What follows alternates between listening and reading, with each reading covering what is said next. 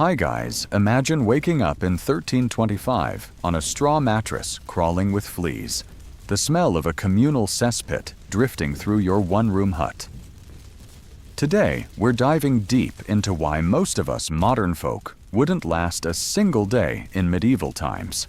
From breakfasting on stale bread dunked in ale, to trusting a barber with a saw for surgery, life back then was raw, grimy, and brutally short. Stick around as we explore plague-ridden streets, flaming timber towns, and justice served on the village green. If you enjoy this dark trip through history, hit that subscribe button, smash the like, and drop a comment telling me which medieval hardship you think would break you first. For me, winter. Picture this. The rooster hasn't even decided whether dawn is worth crowing about when a flea bites your eyelid and jerks you awake. The thatched roof above you drips last night's rain onto the straw you call a mattress, and somewhere in the dark, your little brother is already coughing that rough, rasping bark no medieval healer can fix. You sit up, joints aching, even though you're only 22, and wriggle into a wool tunic that doubles as blanket coat and pillow. Outside, fog presses against the crooked door, carrying the sour tang of a cesspit that never quite stops bubbling. You need to relieve yourself, but the family chamber pot is full and sloshing dangerously. The alley is closer than the communal pit, so you crack the door and fling the contents into the mud, adding a fresh note to the village's layered perfume of manure tallow and wood smoke. No one complains, they're all doing the same. You wipe your hands on your tunic soap, costs more than you'll earn this month, and gnaw yesterday's bread. It's rock hard, so you dunk it in the small beer your mother brews because the well water wriggles with things that kill. Breakfast finished, it's off to the Lord's fields. Technically you're free, but corvée labor says otherwise. The bailiff tallies every stroke of your mattock. Miss a day, and the fine could cost the roof over your head. You swing a tool older than you're turning soil you'll never own. Neighbors gossip about rumors from London, some noble feud. A foreign war, but travel costs a lifetime's wages, so foreign might as well be the moon. The sun drags itself overhead. You keep working because the alternative is punishment or starvation. Midday brings a pause and a bowl of pottage, mostly cabbage, simmered in last week's pork drippings, salted until your lips pucker. You eat fast, swatting flies that never learned you're not a carcass. A wandering preacher claims he's seen omens of the apocalypse, but plague and raiders already feel apocalyptic enough. Fear, after all, keeps people in line better than any sheriff. The afternoon blurs into muscle memory. Blisters break, scabs form, and you keep going, picturing harvest ale, while wondering whether the thatch back home will survive another winter. Somewhere, a church bell tolls a funeral. You don't ask who died, because odds are you'll attend another before week's end. When the sun finally dips, the bailiff dismisses you without pay. Your reward is permission to farm a narrow strip for your own turnips tomorrow. Back in the village, the night market flickers with tallow candles. A pie seller hawks meat so spicy it must be hiding something questionable, yet the aroma claws at your empty stomach. You trade 2 pennies money meant for candle wax for a hand pie that burns your tongue and leaves grease on your chin. Delicious, terrifying food poisoning in a crust. A minstrel strums a lute beside the stocks where a thief shivers. Public humiliation doubles as evening entertainment. You laugh with the crowd, partly at the joke, partly because tomorrow the unlucky soul in the stocks might be you. Home again, your mother heats bathwater in the big iron cauldron. Bath night is an event once every few months when fuel is plentiful.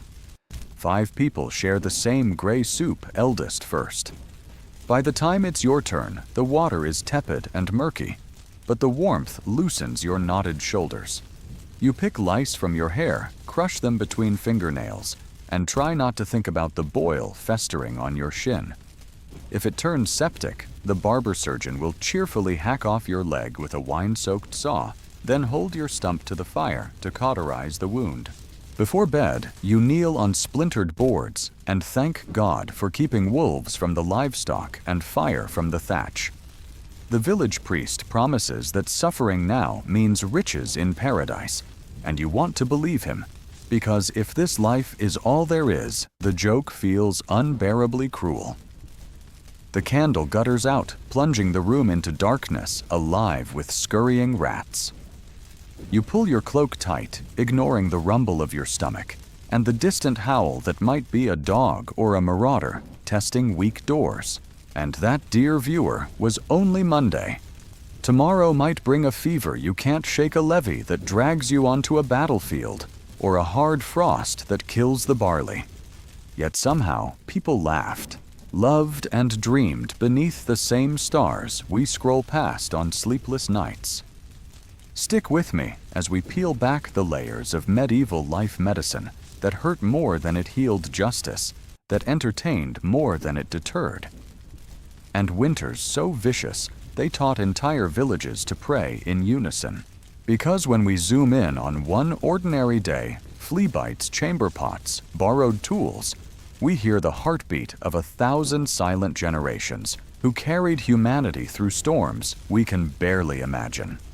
Their resilience frames every modern convenience we take for granted.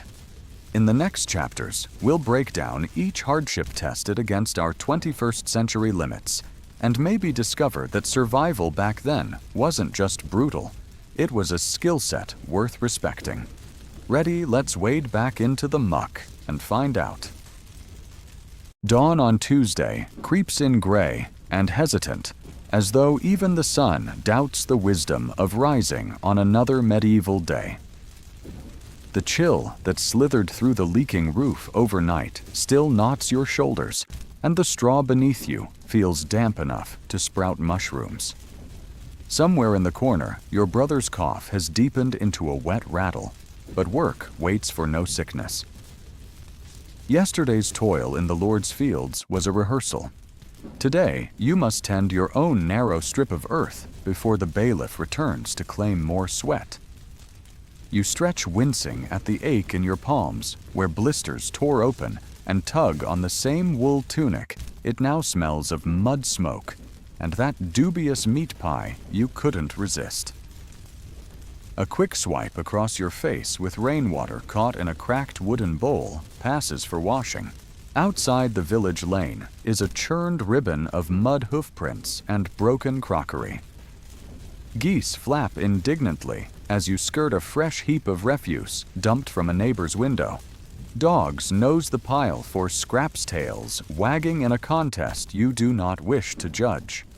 A sliver of stale cheese and a swallow of small beer stand in for breakfast, but the grumble in your belly reminds you that a full stomach is a rare luxury.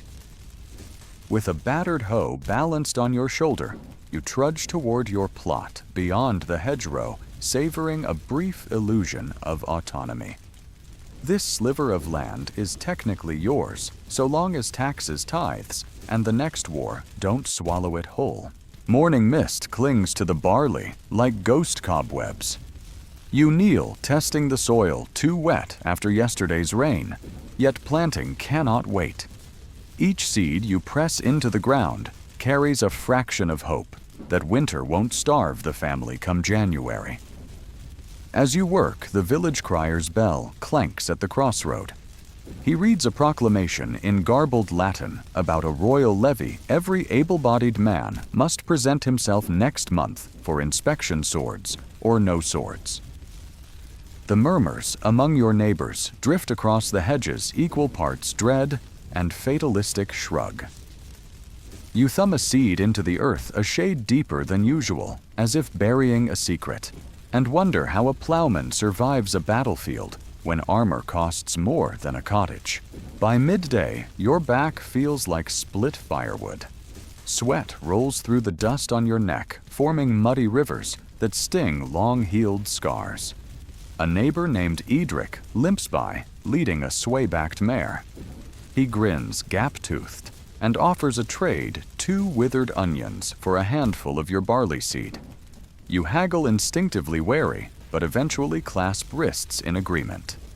In a world of scarce coin barter is language, and every trade weaves another thread in the fragile net of community that keeps hunger at bay. You tuck the onions into your pouch, already composing tonight's thin stew in your mind. The afternoon brings a distraction. Distant shouts echo from the village green. You shoulder your hoe and follow the noise, curiosity outweighing fatigue. A ragged crowd circles the stocks where yesterday's thief still languishes, face blistering under the sun. Beside him, a traveling tinker has set up a tray of trinkets, cheap pewter rings, tin whistles, and a tiny brass mirror no larger than a coin. Its polished surface startles you. You haven't seen your own reflection this clear in months. The tinker catches your wonder and quotes a price higher than you'll earn this season. You laugh, but the mirror's image lingers in your thoughts. A lean face, grime-streaked eyes older than their years. It is easier, you realize, to judge medieval hardship from the outside than to recognize the toll etched on your own skin. Evening edges closer, tugging a blood-orange sky behind it. You hurry to the common pasture, where villagers gather to share news and nurse bruises, invisible or otherwise. A woman named Alice, whose husband died of fever last winter, passes around a jug of cider brewed from windfall apples. She speaks of a rumor carried by pilgrims. A university physician in Paris experiments with ground willow bark to ease fevers. The notion that pain can be softened by something other than prayer or strong drink feels like heresy and miracle in equal measure. You sip the cider, tasting wood smoke and wild yeast, and imagine a world where your brother's cough might be treated with more than hollow hope. Night settles heavy and damp, and you return home by the lantern glow of smoldering rushlights. Your mother has stretched the onions into a watery pottage thickened with ground rye. The family huddles around the hearth, little more than a circle of stones, with a sooty hole above, sharing wooden spoons worn smooth by generations of desperate scraping. Conversation turns to the royal levy. Your father recites tales of his own forced march a decade past, when arrows darkened the sky and friends fell like wheat. He shows the puckered scar at his hip, a souvenir of a war whose name peasants never learned. You listen, heart-hammering, tasting ashes even as you swallow broth. After-supper duty calls you beyond the palisade to trap wolves that circle the livestock pens. The moon, nearly full, casts a silver smear across the meadow, revealing puffs of breath from sheep penned too close for comfort. You set iron snares, mindful of the snarl that can split a night's silence like fabric tearing. When a twig snaps, you spin only Edric, clutching his side, the earlier limp now a stagger. He lifts his tunic to reveal an angry red gash. "Plowshare slipped," he says through clenched teeth, and you taste bile. Infection is the real predator here. Together, you half-drag, half-carry him to the herbwoman's cottage, on the outskirts, a place the priest condemns, but the desperate frequent. She binds the wound with honey and cobwebs, old remedies that sometimes work, and burns sage to chase bad air. For a fee of 3 eggs, she gives you a small pouch of dried yarrow, instructing you to brew it into tea should fever come. The eggs you pay were meant for Sunday's market, but refusing would cheat Edric of his only chance. By the time you reach home, the moon has climbed high and cold. Rats scrabble in the thatch, and your mother has laid your brother near the hearth, hoping warmth will soothe his cough. You press the yarrow pouch to your chest, like a relic, knowing it is one more fragile shield against the darkness pressing on every timber of the house. Before lying down, you step outside and gaze at the stars that navigators swear guide ships across unseen oceans. Their light, ancient and indifferent, reminds you that hardship here is but a pinprick on eternity's tapestry. Yet for you, for your village, these days are the entire world. And so, the calendar turns its ruthless pages. Idea 1 showed how one ordinary Monday revealed the grind of medieval existence. Tuesday layers on fresh weight, the barter that keeps bellies half full, the royal summons that may ship you to war, the thin border between a healing herb and a fatal fever. Each dawn tests the seams of a life stitched from toil community and a stubborn refusal to surrender hope. In the chapters ahead, we will trace that stubbornness into the smithy where weapons are forged, the alehouse where gossip flows like bitter drink, and the monastery where scribes immortalize kings while peasants labor anonymous outside the walls. Because surviving medieval times wasn't a single act of endurance. It was a daily decision. Renewed with every blistered sunrise to plant seeds, trade onions, set snares, and trust that even under plague clouds and war drums, tomorrow might still be worth the trouble. A brittle chill rides the dawn breeze of Wednesday, needling straight through your threadbare tunic before you even crack open the door. Yesterday's barter for onions and brush with wolves feel like events from another lifetime, but their consequences linger everywhere. Edric's wound festers beneath its honey and cobweb poultice. Your brother's cough hacks louder in the darkness, and the looming royal levy hovers like a carrion bird over every breakfast bowl. You shoulder the same hoe splinter half wrapped in linen strips to spare raw palms, and step onto a lane churned by cartwheels and cloven hooves, each puddle reflecting a sky the color of beaten lead. The village crier shouts fresh tidings a friar en route from Canterbury has brought news of a great pestilence moving along the southern coast. Whispers call it God's scythe, slicing through towns in days. Skeptics mutter that rumors travel faster than disease. Either way, fear spreads quicker than facts. You trade uneasy glances with neighbors as you pass the churchyard, where an open grave yawns beside yesterday's burial. The priest sprinkles holy water that reeks of stagnant font, promising salvation for the penitent, though his eyes flick to the tithe box as often as to heaven. Your first stop is Edric's cottage. One look tells the tale. He lies on a straw pallet, face gray-green, the wound red as fresh beetroot. The herb woman's yarrow tea proved no match for sepsis. His wife eyes rimmed scarlet begs you to fetch the barber surgeon. You sprint to the alehouse, find the man already tipsy, and haul him back. He presses a thumb to the swollen flesh, sniffs, then mutters the grim verdict every peasant dreads: amputation. With no sterile tools, no anesthetic, and no guarantee of survival. Edric chooses prayer over the saw. You leave him clutching a wooden cross as though it might harden into armor.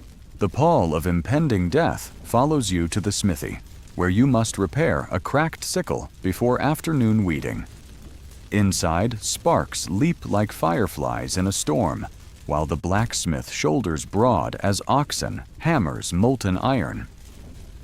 He grumbles about coin shortages and hands you the cost: 4 hours, swinging his bellows, plus 2 buckets of charcoal you'll need to scavenge. You work the bellows until forearms tremble, each blast stoking an inferno that smells of scorched metal and sweat. The smith shapes the blade, quenches it, and finally edges it keen. Payment settled, he corners you with hushed talk he plans to flee north before the levy steals his sons. He offers space on his cart, one night's ride 3 counties away if you can bring 2 sacks of grain as fare. Grain means your barley, and barley means the difference between bread in January and empty bellies. On the trudge back to your strip of earth, you rehearse the choice stay and face war or plague or gamble on exile and starvation. Clouds gather while you wrestle with the decision sealing the sun behind a pewter lid. Thunder rumbles ominous, but it's the sudden crack of hooves that jolts you.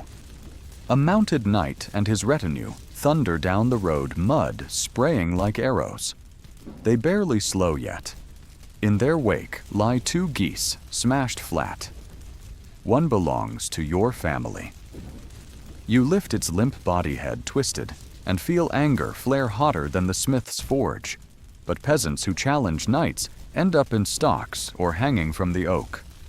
You swallow rage with the taste of iron and make a silent vow: if war comes, you will remember the colors on that knight's surcoat. Rain arrives in sheets by midday, drumming the thatch, turning lanes to chocolate sludge. Work shifts indoors, which means mending nets and scraping mold from the walls to keep the family from coughing blood. Your mother chants under her breath, half prayer, half lullaby, as she boils nettle leaves to stretch the dwindling stew. You catch the scent of damp wool and fear. Over the hearth, the single brass mirror some pilgrim sold years ago reflects a room reduced to silhouettes by thin lamplight. In its dull eye, you glimpse yourself, shoulders bowed, jaw set tight eyes, flicking toward the door, as though escape might slip in with the smoke. Evening calls the village to the church, not for mass, but for royal business. The sheriff himself, cloaked in oiled leather sword, winking reads an edict the levy date moves up 2 weeks. Any man who fails to appear will forfeit land and face branding as a deserter. Murmurs erupt. Someone curses under breath. The sheriff narrows his eyes, and 3 archers raise bows in silent threat. You feel the collective pulse of the crowd stumble, then resume resigned like a draft horse under new weight. Afterward, the priest urges calm, promising indulgences for those who march and plenary absolution for those who fall. It's remarkable how many sins absolution can cover once coin crosses the altar rail. Night drops like a blacksmith's hammer. Back home, rain has forced rats inward. They skitter across rafters' tails, tracing scribbles against the thatch. Your brother's fever climbs breaths ragged. You fetch the last twist of willow bark someone smuggled from a distant apothecary, boil it into a bitter tea, and pray the rumors of its power hold true. As he drinks, your mother presses a cool cloth to his brow and sings a hymn older than memory. The tune braids hope and sorrow so tightly they're indistinguishable. And you suddenly realize medieval resilience is woven from this very fabric. Grief on one thread, determination on the next. Bound together by song. Later, you steal into the barn and open the barley sacks. Fingers sifting through kernels like stars. 2 sacks could buy your family a seat on the smith's cart safety, perhaps, but would leave those you love at the mercy of an empty larder. The choice rebounds in your skull until dawn's first crow breaks the spell. You tie the sacks shut, decision postponed, and step into pre-dawn air washed clean by night rain. Somewhere beyond the hedges, Edric's cottage lies still. Whether he breathes, you do not know. Somewhere beyond the river plague inches closer. And somewhere on a distant green, a noble polishes the armor that peasant levies like you will break themselves against. Yet the fields still need tending roofs, still need mending, and children still laugh at fireflies when sunset paints the sky. In that rhythm, plow, pray, barterberry beats the stubborn heart of medieval existence. Idea 2 showed how one barter and one wound could tip an entire day into fear. Now, Idea 3 threads that fear through community law and looming catastrophe, tightening the vice around every choice. Tomorrow, we'll follow that tightening into the alehouse, where rumors ferment alongside Mead the Manor, where taxes are tallied in blood and grain, and the city gate, where pilgrims carry both salvation and sickness. Because surviving medieval times wasn't merely avoiding death, it was navigating an ever-shifting maze where each turn demanded sacrifice. And the next turn, Thursday awaits with its own price. Thursday dawns with a hard, crystalline silence, the kind that makes birds hold their breath and villagers exchange nervous glances before a word is spoken. The rain has swept the sky clean, but instead of relief, the clear air feels like a stage set for some unseen catastrophe. You rise from straw, still damp with yesterday's storm throat, raw from the smoke of a night-long fire meant to keep the fevered at bay. By the hearth, your brother sleeps at last, the willow bark brew cooling his skin. You linger just long enough to see his chest lift in a slow, steady rhythm, then slip through the door into light so sharp it stings your eyes. The lane outside buzzes different today. Fewer carts creak toward the fields. More villagers cluster in knots that unravel when the sheriff's men stride past. The great pestilence rumored on Wednesday now has a name. Black Death, the friar whispers, and 2 counties' south corpses are said to line the roads. Whether the story is true or stretched, dread spreads faster than fleas on a rat's back. You dodge a wagon stacked with barrels of pitch for the manor's defenses, but the driver's hollow stare says he's thinking less about sieges and more about invisible enemies that ride the breath of strangers. Work cannot wait. Your barley needs weeding, and the smith's cart, still your secret maybe escape, won't leave until moonrise. Kneeling between rows, etched in dawn gold, you notice how your hands look older every morning. Cracked knuckles, black-rimmed from soot and soil. Each weed you yank comes free with the squelch of saturated earth, and with it a vision. If plague breaches the hedgerow fields, like these will grow wild seeds left ungathered hope, untended. You shake the image away and press on, turning furrows while the sun climbs. Near noon, a commotion rolls down the lane like distant thunder. You rise squinting and spy a procession approaching from the Southgate pilgrims in threadbare cloaks, skin sallow eyes sunken. They seek sanctuary at the church, but the villagers hesitate. Hospitality colliding with terror. The priest stands on the threshold, holding aloft a reliquary said to house a saint's fingerbone. He grants entry after extracting a donation of coins and notably 2 bolts of cloth that look suspiciously fine for wandering souls. As the doors close behind them, you hear locked iron grate against oak salvation with a keyhole. You head to the alehouse Stomach Hollow. Inside, the usual haze of pipe smoke hangs thicker than midges in a swamp. Gossip ferments alongside weak ale. One rumor swears a neighboring shire exempted its levy to keep farmers home. Another claims the plague travels by night air and can be warded off with rosemary and crushed emeralds conveniently sold by a peddler at double yesterday's price. In a back corner sits the Smith arms folded like gates across his chest. He meets your gaze, taps the table twice, tonight's silent reminder, and returns to his mug. But you spot the tremor in his heavy fingers. Courage, it seems, dulls after the second tankard.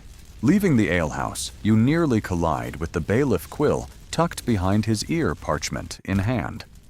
He recites the manor's new order: every household must deliver an extra tithe of grain before Michaelmas to fund fortifications and plague mitigation.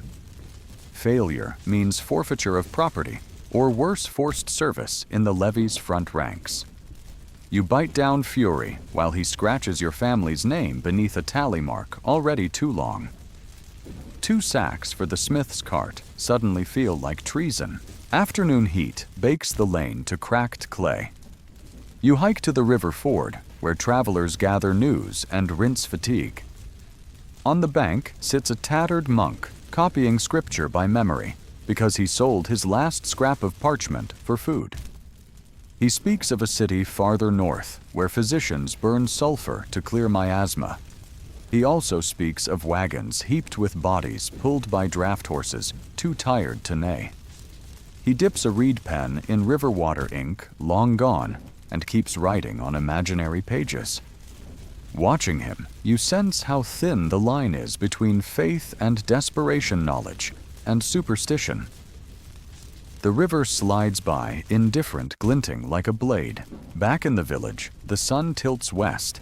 and panic finds new voice, Edric's wife runs into the lane, shrieking that her husband's wound oozes black. You, the herb woman, and 2 neighbors answer the cry. Inside the cottage, the air tastes of iron. Edric's breath rattles unevenly. His eyes, once bright with barter, and roguish tales float glassy beneath sweat-drenched lids. The herb woman prepares a poultice of garlic and wine, whispering that even if infection spares him, plague might not. You hold Edric's hand, feel his grip loosen, and understand the brutal arithmetic of medieval life.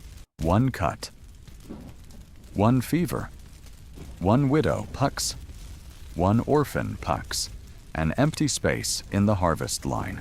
Dusk paints the rooftops copper when the manor steward arrives to audit stores. He carries scales and a wax seal flanked by 2 spearmen. In your cottage, he weighs the grain sacks. One by one finds them wanting and fixes you with a look equal parts pity and calculation. The debt will be recorded, he says, stamping the parchment. His men linger just long enough to notice the cough from your brother's bed. They back out, hastily fear-trumping duty, yet the seal on your debt remains. Night falls. Lanterns dot the lane like cautious stars. In the barn, the smith's cart waits, wheels greased oxen harnessed. You shoulder 1 grain sack, half your winter security, and stride across rutted shadow toward the open doors. The smith stands guard, face lit by a stub of tallow. Behind him, his 2 sons doze on hay helmets, too large resting beside them. He nods at the sack, but his eyes flick to your empty other hand. You start to explain family fever tithe, but words crumble under the weight of need. The smith sighs, lifts the sack, and swings it aboard. At moon high, he whispers, "Last chance." Back home, your mother sits by the hearth, mending a tear in your brother's blanket, though thread is scarce and eyesight failing. You tell her of the cart. She listens, finger pausing mid-stitch, and then speaks with the softness of lullabies. If you go, we likely starve. If you stay, you may not return from war. She does not offer a solution. Medieval mothers learned long ago that certainty is a luxury of saints and kings. She hands you a crust of bread, saved from her own supper, and kisses your brow. In that moment, you know the decision has already set its roots in the soil of duty. Moon high arrives. You stand in the threshold sackless, listening to cartwheels creak away. A dog barks. Then silence. You lay an extra log on the fire, precious fuel, and sit beside your sleeping brother. His breath whistles, but holds steady. You whisper a promise to return from the levee, to harvest barley, to mend roofs, to outlast plague. Promises in medieval times are like thatch, thin, brittle, but layered. They keep the rain just far enough. And so, Thursday closes its ledger, a plague inching closer, tithes heavier, choices sharper. 1 cart disappearing into darkness without you. Idea 3 traced fear through rumor, law, and infection. Idea 4 tightens the circle further, forcing decisions that pit bread against flight loyalty, against survival. Tomorrow the levee's muster horn will sound, and we'll follow that call into the chaos of recruitment, where armor rattles, oaths are sworn in mud, and the true cost of obedience is tallied on the flesh of peasants. Because surviving medieval times wasn't only about enduring, it was about deciding which risk you could live or die, with one unsteady dawn at a time. Friday's dawn detonates with the bleat of a ram's horn trumpet, the levee's summons reverberating across rooftops still white with frost. You jolt awake on straw that remembers every long night you've spent debating whether courage is louder than fear. Your brother murmurs in his sleep, fever finally broken, and your mother folds his blanket tighter, as though that act alone could keep the world outside at bay. But duty hammers the lane again. 3 blasts now, so you strap on the threadbare belt that holds your father's rust-flecked eating knife and step into air so cold it tastes metallic. Villagers stream toward the green. In grim procession, plowmen clutching poles sharpened into spears, millers wiping flour from sleeves to reveal wiry forearms, boys barely sprouting whiskers, carrying round shields their grandfathers once hoisted at Crecy. The sheriff stands atop an overturned ale barrel, reading names from the bailiff's parchment, each syllable falling like a tolling bell. When he reaches yours, you answer. Hear voice, steady heart galloping. Parchment creaks under the ink of your debt, and the sheriff's nod seals your presence more firmly than any wax. Armor awaits at a makeshift armory, if wood planks propped against the smithy can earn that title.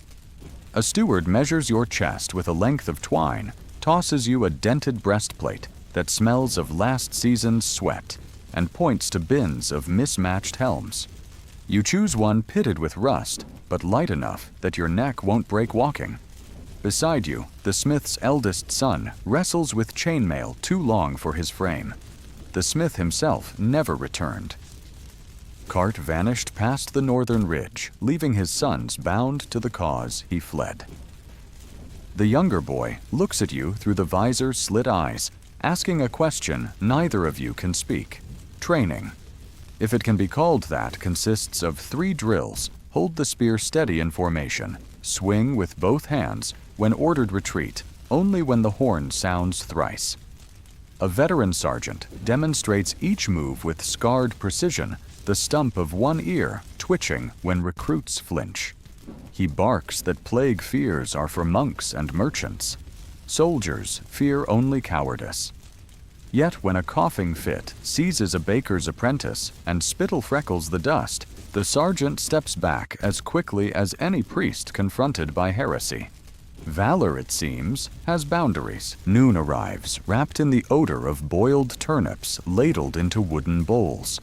You find a patch of shade beneath a chestnut tree helmet, hanging from your elbow, and chew in silence beside Alice, the widow whose cider once warmed an uncertain evening. She presses a charm of hagstone and twine into your palm, murmuring that it wards off blades and sickness alike. You thank her, though superstition feels flimsy compared to the iron edge glinting at your hip. Across the green, the parish priest circles gangs of recruits, promising plenary indulgence for a coin, or failing that a spoken confession whispered now, lest tomorrow arrive too late. Confessions flutter like moths around a lantern, each one fueling the priest's purse and perhaps his fear-numbed conscience. When the sun dips westward, the column assembles. 70 men, half of them boys, stand beneath banners depicting lions they've never seen and castles they'll never sleep in. The steward recites the levy's oath. Mouths around you echo words about loyalty to crown and God, but your own promise lodges deeper to return with limbs enough to wield a sickle with breath, enough to kiss your brother's forehead, with stories of battle that sound brave, yet cost no lives in the telling. As drums begin, your mother threads through the ranks carrying a cloth bundle. She presses it to your chest, 1 barley loaf, a wedge of nettle cheese, and the broken brass mirror wrapped in linen. "So you remember your face," she whispers. You swallow a reply because the drums drown everything softer than war. The march starts with the jolt of ox-drawn wagons lurching forward, wheels crunching frost-crusted mud. Fields that once demanded sunrise toil slide past. Hedgerows trace boundaries you memorized seed by seed. A goose feather, perhaps, from the one a night crushed, floats across the road and catches on your greaves a mocking souvenir. Mile after mile, the rhythm of boots merges with your pulse. At dusk, the column halts near an abandoned hamlet. Cottages stand hollow doors, gaping window shutters, swinging like loose teeth. Tales ripple through the ranks. Plague emptied these houses or soldiers earlier than you raised them for spoils. Either way, smoke no longer curls from hearths, and the silence feels carnivorous. Camp life unveils its own hierarchy. Veterans claim the driest ground build fires and dice for tomorrow's rations, while novices stack hay bales into windbreaks. You trade your barley loaf for a spot near the fire, reasoning that warmth tonight may matter more than bread next week. Flames chase away dark shapes, but cast long shadows of your doubts on cottage walls. The sergeant passes, assigning night watch. Your turn is second the hour when embers dim and fatigue claws deepest. Till then, you sharpen your spearhead with a whetstone on loan from a cooper who counts every stroke you make, as though edge and ledger weigh equally. During watch, the sky dome's black and star-laden. Each constellation seems to pry into mortal plans. An owl's hoot startles the younger smith boy, his spear quivering. You steady his grip, whispering the drill-steady swing retreat on horn. He nods, swallowing tears he blames on smoke. You almost reveal his father's offered escape, but swallow the confession. Mercy now would tear fresh wounds. Instead, you share the hagstone charm, threading it onto his belt for safekeeping until dawn. Toward morning, riders gallop in messengers bearing the king's seal.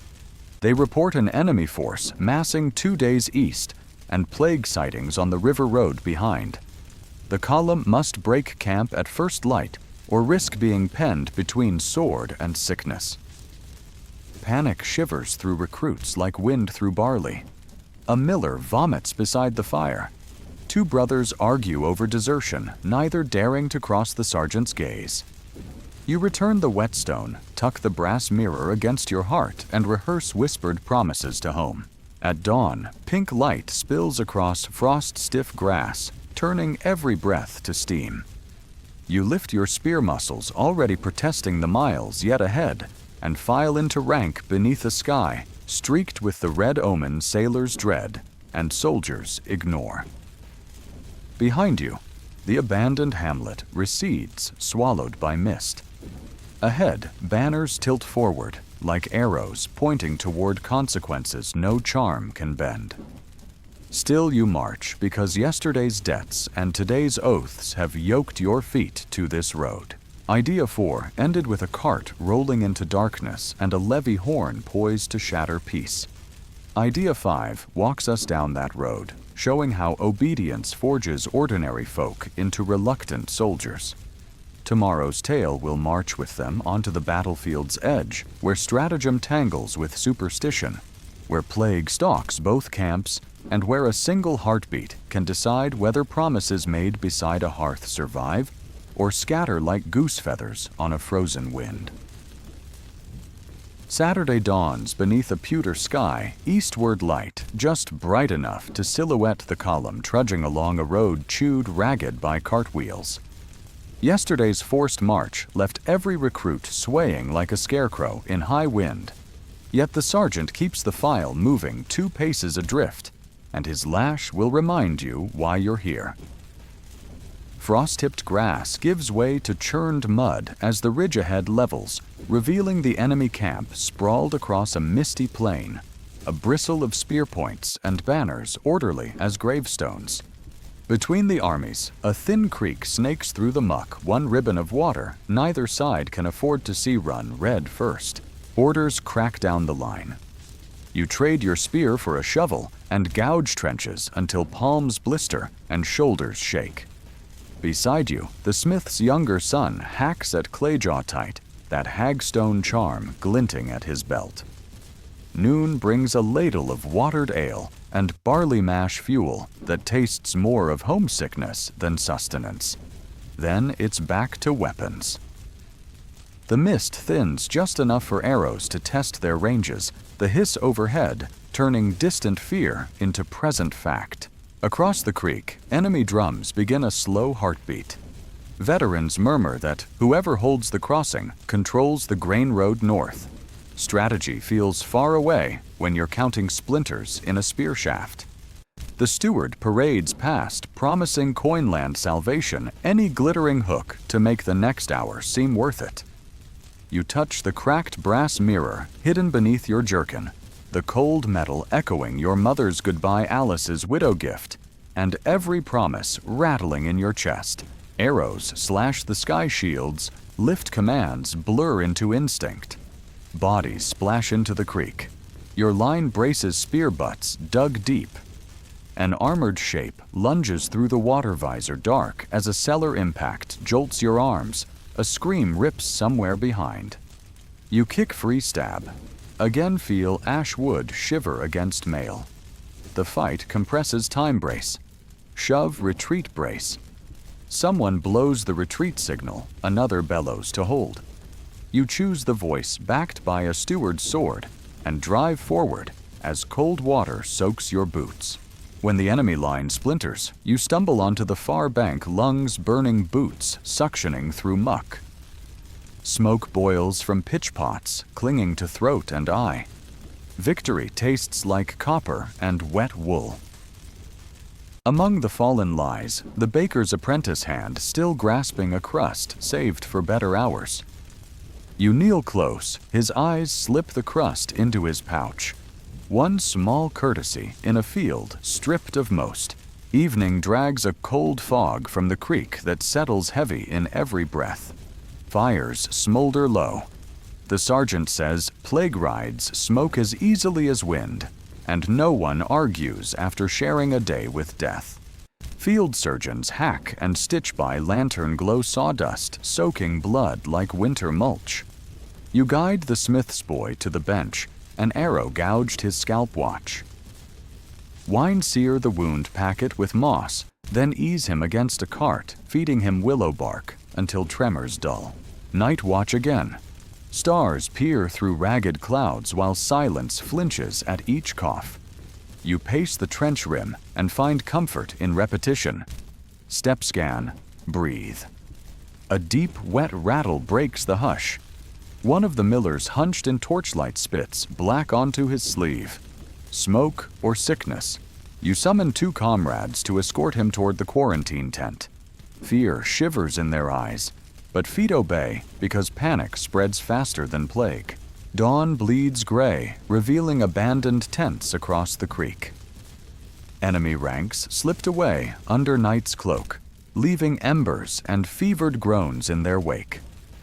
Cheers flicker brittle, then crack, when the surgeon reports 30 new cases of fever inside your own camp. The steward orders everyone on the road before the sun climbs. The king needs bodies at the capital plague, or no. You shoulder your spear muscles flaring and file behind a miller whose flour-caked hands now tremble without sack or stone. As the column grinds forward, the ridge behind fades into Hayes Creek and corpses swallowed by distance. Ahead waits a city where politics pick bones as clean as war, where rumors and rot share every doorway. Yet each step fuels a mantra. You refuse to surrender one more mile, one more dawn, one more chance to trade spear for sickle helmet, for cap dust, for the familiar scent of hearth smoke. The cracked mirror at your chest presses cold against skin, reminding you whose eyes will search its surface for proof that you came home with breath enough to tell this story whole, if changed by the march through mud and marrow. Sunday sneaks in beneath a lid of ash-gray cloud, the road ahead ribboning toward the capital like a scar that never healed. The column has marched through the night torches, sputtering out one by one, until only moonlight guided boots and wagon wheels. Now, in the half-light before dawn, the first rooftops emerge, cracked slates, and leaning chimneys clustered behind timber walls. Crows wheel overhead, black flecks against a sky that can't decide whether to rain or simply hang damp and heavy on the shoulders of exhausted men. At the city gate, the stink of humanity thickens smoke. Tallow dung ale gone sour. Guards in crested helms wave the levy through after a perfunctory glance at the steward's parchment. They step well-back scarves tied across their faces, wary of the coughs rippling down the line. Once inside, the narrow streets feel less like salvation and more like a trap sprung shut. Stone houses overhang the cobbles until daylight thins to a dusky tunnel where vendors shout over one another, trying to sell last week's bread as today's blessing. Somewhere deeper, church bells toll a sluggish peal, either for matins or for the dead here. They ring for both. So often, the melodies blur. You keep the smith's younger son close hand on his elbow when the press of bodies threatens to sweep him away. The hagstone charm at his belt clinks against your greave. Its tiny sound steadies you better than the steward's barked orders. Ahead, the sergeant negotiates billets with a guildsman whose ledger is thicker than any prayer book you've seen. Coin trades hands. Rooms are assigned, and soon the levy disperses into pockets of men seeking walls to lean against and floorboards to sleep on without fearing night air or enemy steel. Your billet is the loft of a cooper's shop, amber with sawdust and sharp with pine sap. Barrels in progress line the walls like wooden sentries. Between them, straw pallets wait. The sergeant sets a strict watch rotation. This city is allied, he says, but hunger can turn friends quick as plague. He also forbids alehouses until the physician attached to the garrison inspects every recruit. No one argues. Rumors of fever cases doubling during last night's march have stripped bravado clean. Inspection takes place in a commandeered cloth hall, bolts of wool pushed aside to make room for cots and bubbling cauldrons of vinegar water. The physician, a gaunt man with fox-bright eyes, listens to chests with an ear trumpet fashioned from rolled silver sheet. He sniffs at wounds prods, lymph nodes, and scribbles symbols in a ledger whose pages flutter like trapped moths each time a draft nudges the window. When your turn comes, he notes the cracked mirror that hangs beneath your jerkin. "A family token?" he asks, voice flat with fatigue. You nod. He touches the hagstone on your companion's belt, muttering about folk charms, stealing thunder from true medicine, yet he tucks a sprig of rosemary into your palm for the smell before waving you past. Diagnosis fit for duty watch. For swelling report any night sweats. Released. You follow the lanes toward the river while the younger smith dozes on a barrel hoop. The capital's heart beats fastest on its bridges merchants haggling beside fishwives, jugglers flipping knives for coins, a troupe of acrobats turning cartwheels almost elegant enough to distract from the pickpockets easing through the crowd. You buy 2 meat pies so small they fit together in your hand, pay double ration price, and still feel lucky the baker's apprentice on yesterday's field lingers sharp in memory, teaching you not to waste chances at warm food. Across the water looms the palace citadel, all limestone and lances. Behind its walls, political currents swirl deeper than any moat. You glimpse courtiers in embroidered cloaks gliding along battlements, oblivious to mud sickness and levy boots. Somewhere within, advisors debate whether this war can drag on through winter or if plague will break armies before swords do. Your role in those calculations is a tally mark on a slate you'll never see, but the weight of that mark crushes nonetheless. Late afternoon brings new orders every recruit must parade before the city council at first light Monday. Clean armor, polished helms, spears straight as virtue. You spend hours scouring rust with a rag dipped in vinegar, the acrid smell stinging eyes already raw from city smoke. The younger smith sits cross-legged repairing a snapped spear haft with iron nails and muttered curses learned at his father's anvil. Around you men swap battlefield stories with marketplace gossip, a tavern where 1 copper buys an ale rumored to kill fleas. In a single gulp, a monastery where monks distill spirits so strong they can set wounds ablaze to cauterize them. Hope flits from tongue to tongue, wearing a dozen masks. Just before curfew, church bells toll again, 5 slow notes, followed by silence that prickles every spine. Word spreads plague cases inside the walls have tripled in a week. The council may lock the city come dawn, sealing gates until frost kills the fleas. Panic crackles at the edges of conversations. Some recruits talk of scaling walls under night's cover and striking for home. Others vow to find the monastery stills and drink until courage drowns fear. You weigh both impulses, finger the cracked mirror, and choose neither for now. Sleep comes fitful. Rats scurry in rafters, joined by dreams, where the river runs not with water, but with barley grain, and each kernel carries your mother's voice calling you back. When dawn finally pries open your eyelids, city air feels thicker tongues of mist coiling through alleys like restless spirits. Outside, the steward already drills a squad on proper salute. The sergeant barks for everyone else to fall in. As you buckle your breastplate, the younger smith slips the hagstone into your palm. For the parade, he says, I feel safer if you keep it. You tuck it beside the mirror, two opposite spells jingling together. The march to Council Square winds past shuttered shops and windows barred from within. Citizens peer through cracks, crossing themselves at every cough in the column. Yet when you step onto the flagstones of the square, a cheer ripples from a balcony where nobles cluster in velvet and sable.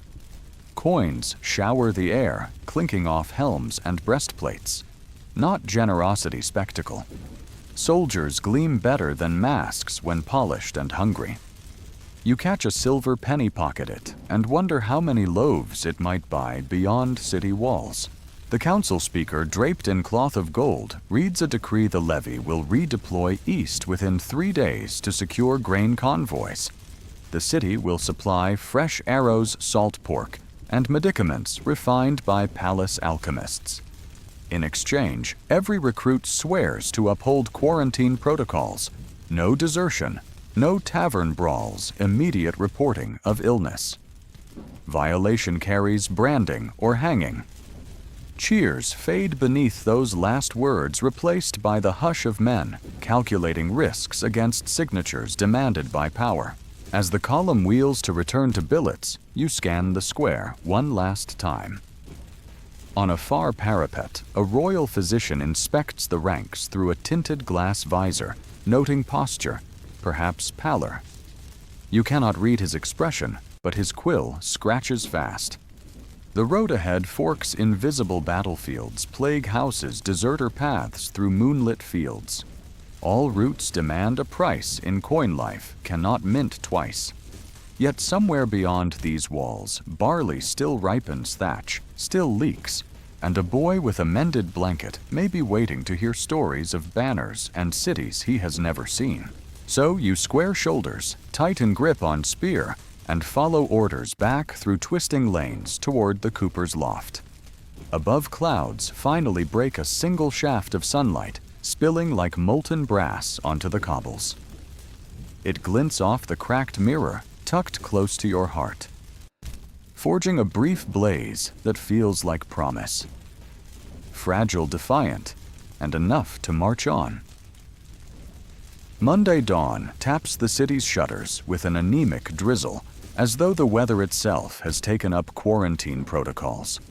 A gray wash trickles from eaves onto cobbles. Stained darker by the night's news, the council sealed all 4 gates at midnight.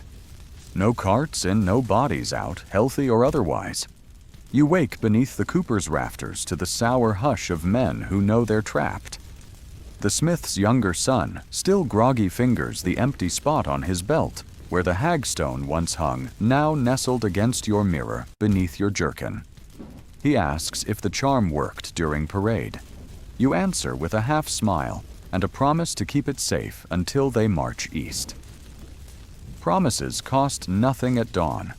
Fulfilling them by dusk is another trade entirely. The sergeant appears oilskin cloak, shedding beads that spatter the sawdust floor. Council wants a grain escort on the road by second bell, he says, voice rasped thin. Arrows and salt pork will be issued at the arsenal. Form 2's outside. His stare rakes the loft, counting coughs more than heads. One man swallows a wheeze, another tightens a scarf. The sergeant notes both. Outside, the drizzle sifts through a lattice of balcony drains, carrying whispers from shuttered windows overhead. Residents peer between slats' eyes, glittering with resentment that the levee still moves, while merchants and guildsmen linger under lockdown. You trail the column through a labyrinth of alleys meant for handcarts, not spears. Rat catchers drag heavy sacks toward the river, a grim barometer of the plague's swell. At the arsenal, a clerk in ink-spattered hose doles out sheaves of goose-feathered arrows and slabs of salt pork that smell like the cooper's curing brine with a hint of decay. You shoulder an arrow bundle and slip the pork into your satchel, praying the drizzle keeps the flies polite. Orders shift again before you can tighten your belt. The river quarter erupted overnight panic price-gouging fists. The levee must restore order before leaving. You remember the physician's decree against tavern brawls, but note the council's hypocrisy. Violence is forbidden unless sanctioned. The sergeant divides the unit half to the docks, half to the grain stores. You march with the dockside detail boots, slapping puddles that mirror broken shutters. Fishmongers shout at empty stalls, their wares rotting inland, now that barges bob uselessly behind chained quays. A crowd surges around a spice merchant accused of hoarding cloves. Folk medicine's latest hope. Spears come down to chest level your file, forming a prickle-backed wall. The steward's voice booms, promising fair prices tomorrow, but tomorrow feels like fiction. You meet the spice merchant's gaze, fear-wrath, and guilt braided together, then thrust him behind the levee's line, a human ledger entry pending council judgment. Mid-morning drags on, while drizzle becomes steady rain, clapping lime plaster facades. The grain escort postpones again. Plague deaths in the Tanner's Lane require quarantine fires, and all city hands not digging graves are commandeered to haul pitch. You're reassigned to a bucket chain feeding braziers that roar high as a church nave. Acrid smoke claws your throat, reminding you of the battlefield's pitch pots. Through the haze, you glimpse a procession priests in ash-flecked robes bear relics beneath oilcloth, chanting hymns that drown in the rain. The line winds toward the palace, seeking divine sanction for civic despair. By midday, ash drifts on rooftops like morbid snow. The levee receives a ration of boiled beans in wooden bowls, still warm from scalding water kitchens, too busy to scrub out the last man's fears. You and the smith's son hunch beneath a sagging awning, spooning the mealy paste while watching water drip from your helm brims. He wonders aloud if his father's cart made it beyond the cordon. You swallow a lump of bean and uncertainty, then remind him that steel always needs forging, and that exiled smiths with steady hands are coin on legs. The half-truth lifts his chin, if not his spirits. Afternoon brings one last pivot. A convoy of empty grain wagons caught outside the gates during lockdown has lashed through a breach in the southern palisade. City stores will starve unless those wagons return filled. The council orders a detachment. Your detachment to ride out through the breach, rendezvous with the convoy's drivers beyond the second mill, and escort them to a granary 2 leagues east, all before dusk. The sergeant scrapes volunteers from every squad.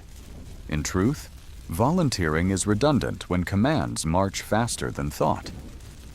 40 men, 3 ox carts for cover, 1 physician assistant, armed with a vial of rosemary oil and more optimism than skill. The breach looms like a wound palisade, timbers splintered where desperate merchants rammed them apart. Beyond lies a ribbon of churned earth footprints leading both directions. Rain collapses into a downpour just as you step through washing street soot into muddy rivulets. The city gate clatters shut behind the column. Whether to keep plague in or danger out, no one says. Fields stretch wide, barley, trembling under the storm. Somewhere out there, your own strip of earth awaits harvest. Irony tastes like ash again. The convoy appears at the crest of a slope, wagons silhouetted against slate sky oxen, stamping in restless circles. Drivers wave kerchiefs, relief etched even at distance.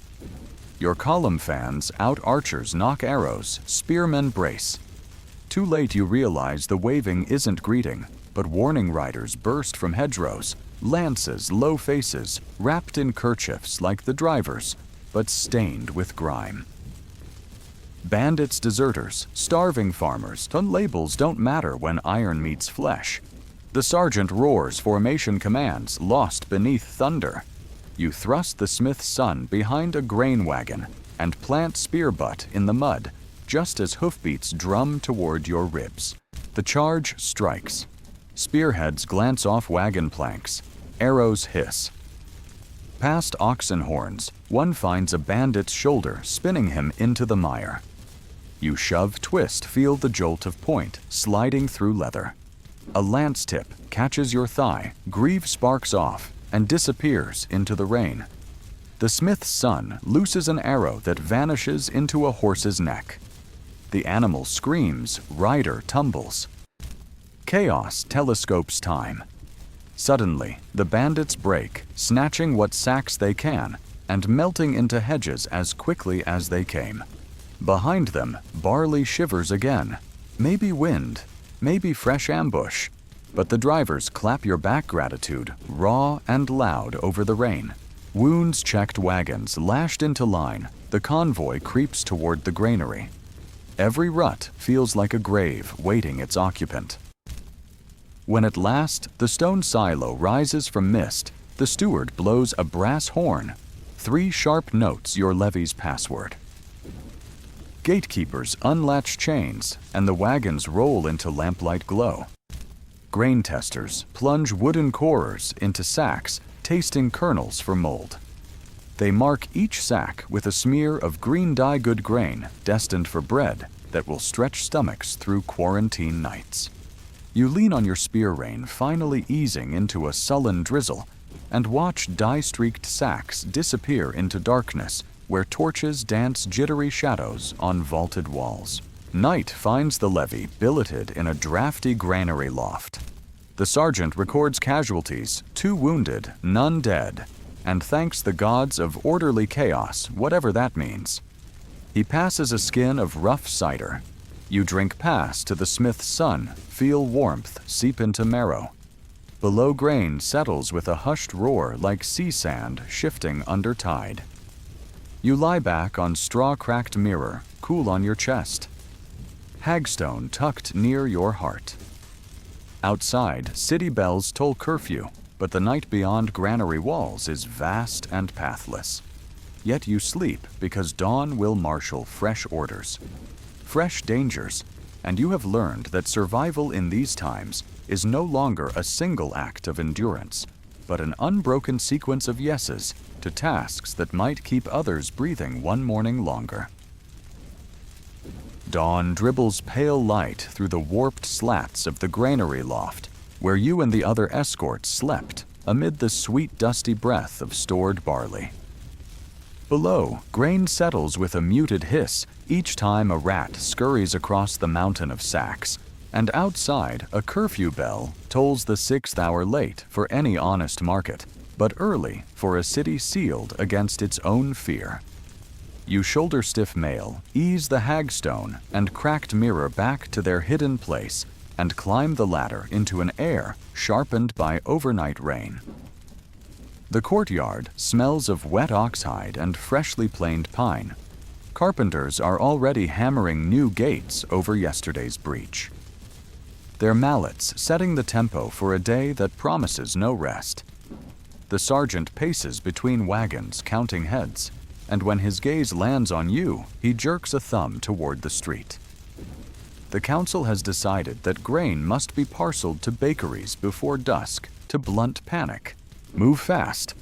Show steel spill no corn into the gutter. They've seen how hunger turns even piety into violence.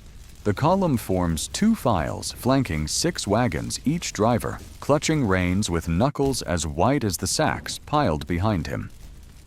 Through alleys cramped as fissures, you trundle hoops clattering over cobbles, slick with fish scales and rain. Word of free bread precedes the convoy, drawing knots of townsfolk that swell into crowds, then into something hotter. A woman lifts her sickly child toward you, begging for just a handful. A tanner shoves past, waving a chisel. Someone throws a stone that smacks the wagon bed. Exploding grain like sparks. Shields rise, spear butts. Thump pavement, and for a heartbeat, you expect the whole street to ignite. But the sergeant swings atop the lead cart and bellows that any man who topples a sack will answer to the gallows. His voice, raw iron on slate, slices through the mob's clamor, and the crowd ebbs just enough for the convoy to heave forward. You keep one eye on the woman with the child, until a neighbor drags her into a doorway, the boy's thin arm still reaching after the wagon that won't stop. Bakeries cluster near the eastern wall, where windmills grind day and night, their sails creaking like tired giants. Inside the largest, a red brick furnace hall, millstones rumble, and heat slaps your damp cloak dry in minutes. The master baker, sleeves white with flour, signs a ledger for every sack, then pulls you aside, whispering that the council taxed his last batch into ash and will likely do worse with today's gift. He hints that sacks can vanish if a soldier's purse feels light. The wink that follows is oily enough to slick a blade. Greed tightens your chest, but the memory of the boy's empty eyes sours the offer. You refuse, and when the baker's grin ices over, you realize honesty here might cost more than sin.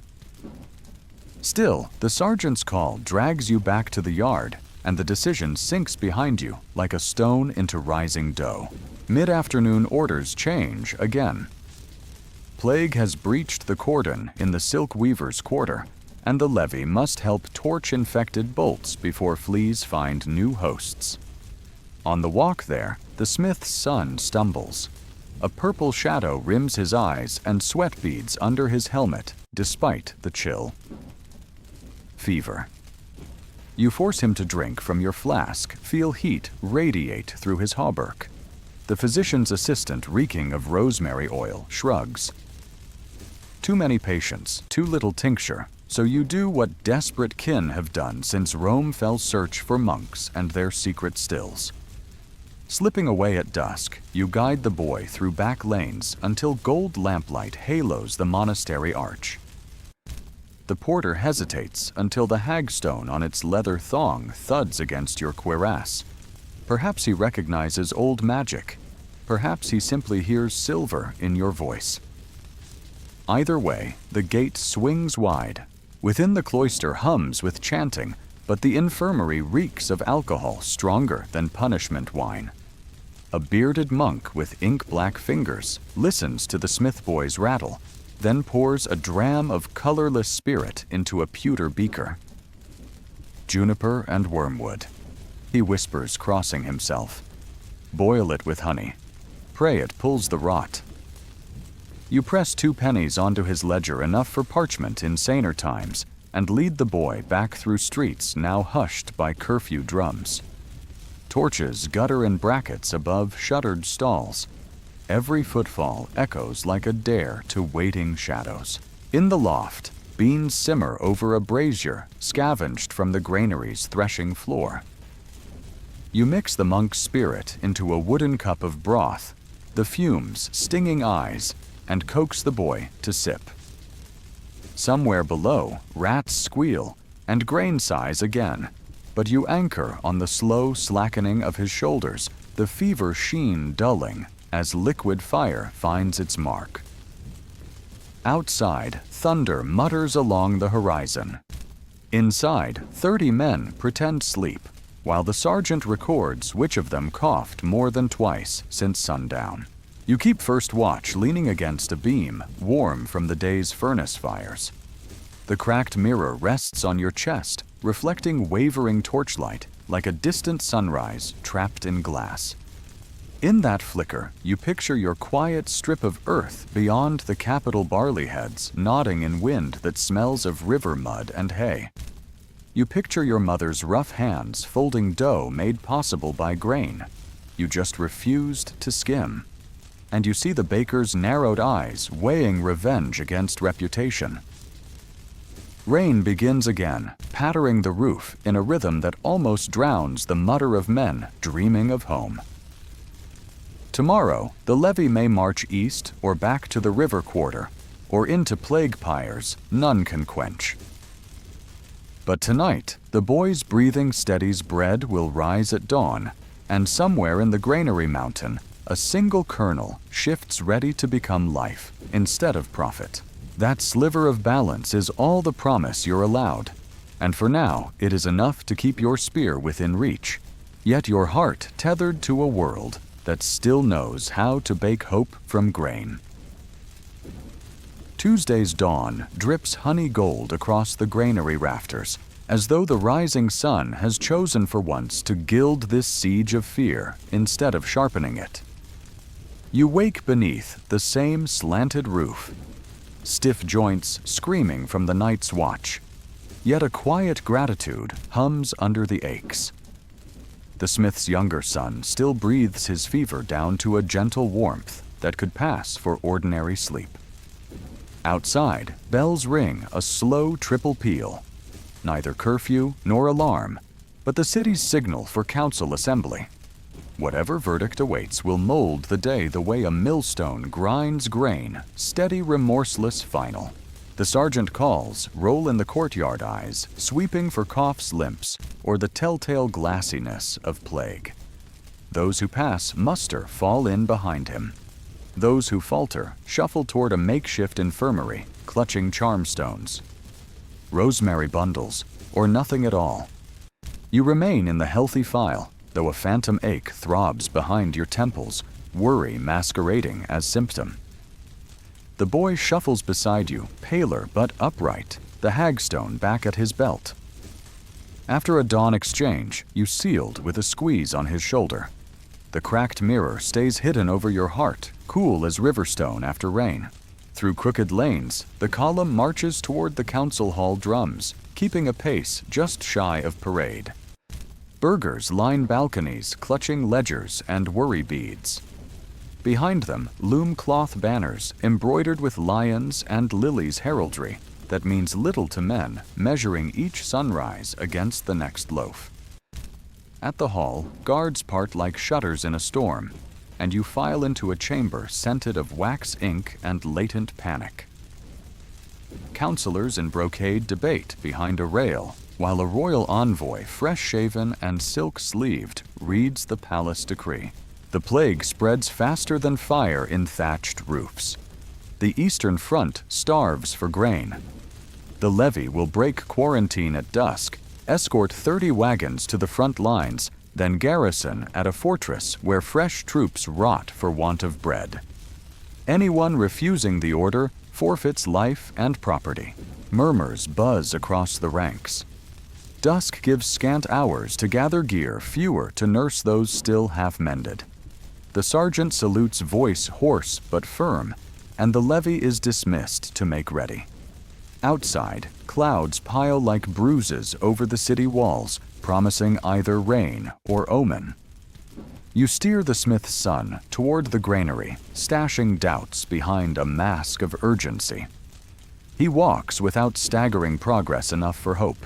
Inside the loft, men pack kit with the silence of carpenters building coffins. A miller tightens the leather grip on his spear knuckles, white beneath flour residue he can't scrub away. The baker's assistant plucked from ovens when the levy swept the streets, tucks dried yeast into a pouch like a relic. You glance at your own satchel juniper spirit, nearly gone half a heel of coarse bread, and the cracked mirror, whose weight feels heavier than mail. It shows a face you recognize less each day. Eyes pinched jaw, set skin weathered by campfire smoke and ash. You slide it away before the reflection can speak something you're not ready to hear. Afternoon jobs arrive in a scattershot volley. Fletch arrows mend cart canvases, slaughter a steer for portable rations. You're assigned to the wheelwright's yard, riveting iron rims onto oak wheels bound for tonight's convoy. Each hammer strike reverberates through forearms and spine, but rhythm keeps mind and worry from tangling. Between blows, the wheelwright, an old woman with arms knotted like tree roots, tells you of her cousin in the Silk Quarter dead within 2 days of the first cough.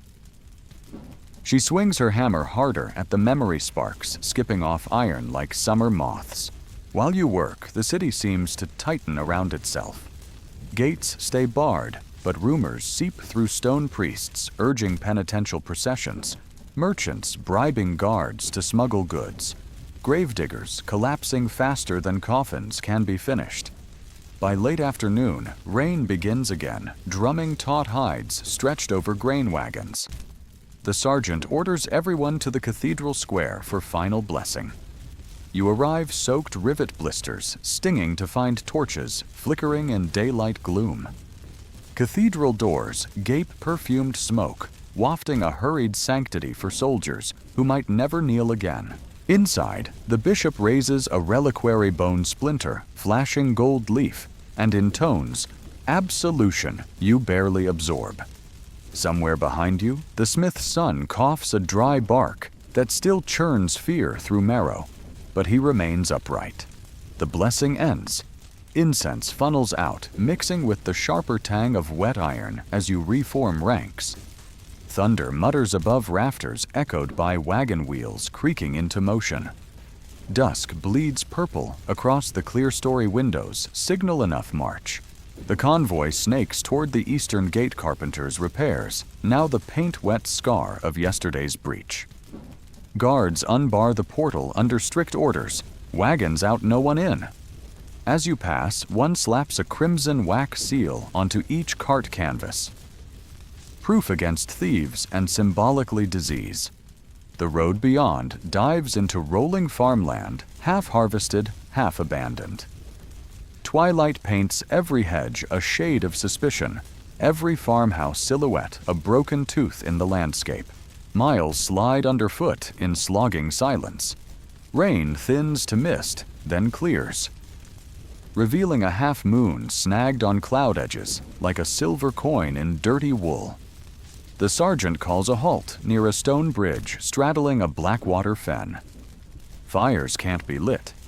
Enemy scouts or plague carriers could see the glow, so rations are cold. Salt beef gnawed in the dark. You chew, listening to frogs croak somewhere out in the reeds. Each note carries oddly magnified by water and night until it feels like a dirge sung for everyone too tired to mourn. Second watch is yours. Spears bristle along the bridge, approach shadows twitching in torchless gloom. The smith's son volunteers to share the post, leaning on his bow eyes reflecting slivers of moon. You trade murmured stories to stay awake. He recalls the ringing of the anvil ceremony back home. You speak of barley rows that hum under wind like lute strings. In a lull, he asks whether the charmstone or the mirror truly guard against plague or blades. You admit you don't know, only that promises need anchors and talismans give shape to faith too slippery to hold bare-handed. He nods, accepting that mystery can be enough. Near dawn, hoofbeats whisper on the far road. You tense spear tip rising, but the shapes that materialize are gaunt farmers driving empty wagons, West refugees fleeing the front. They halt at the barricade of levy spears, pleading for the city gate to open. The sergeant arrives face granite and denies them. Quarantine is law. The farmer's hollow eyes catch lantern gleams, desperation glimmering like oil on water. One woman prays aloud, knuckles white on reins. Another man offers a bushel of apples for mercy. You feel each plea like a lash, but hold position. Orders are orders. As they turn away, a child in the wagon's bed locks gazes with you. Lips chapped. Gaze unforgiving. The convoy moves on, leaving dust and silence. First light breaks coloring clouds rose and bruised violet. The fortress lies ahead, a jagged spine on the horizon. Banners limp in dawn's damp breath.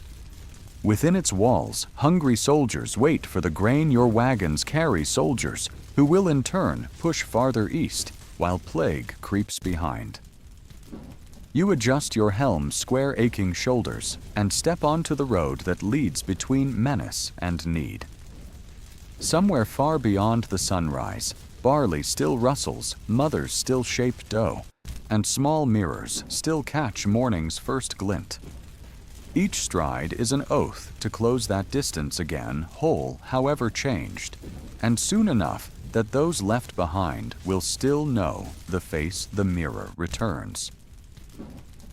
Gray dawn hardens into full morning just as the convoy lurches beneath the portcullis of High Tor Keep, a fortress chiseled from basalt and wartime desperation. Banners hang limp against soot-black walls. Their faded dyes suggest former glory, not present strength.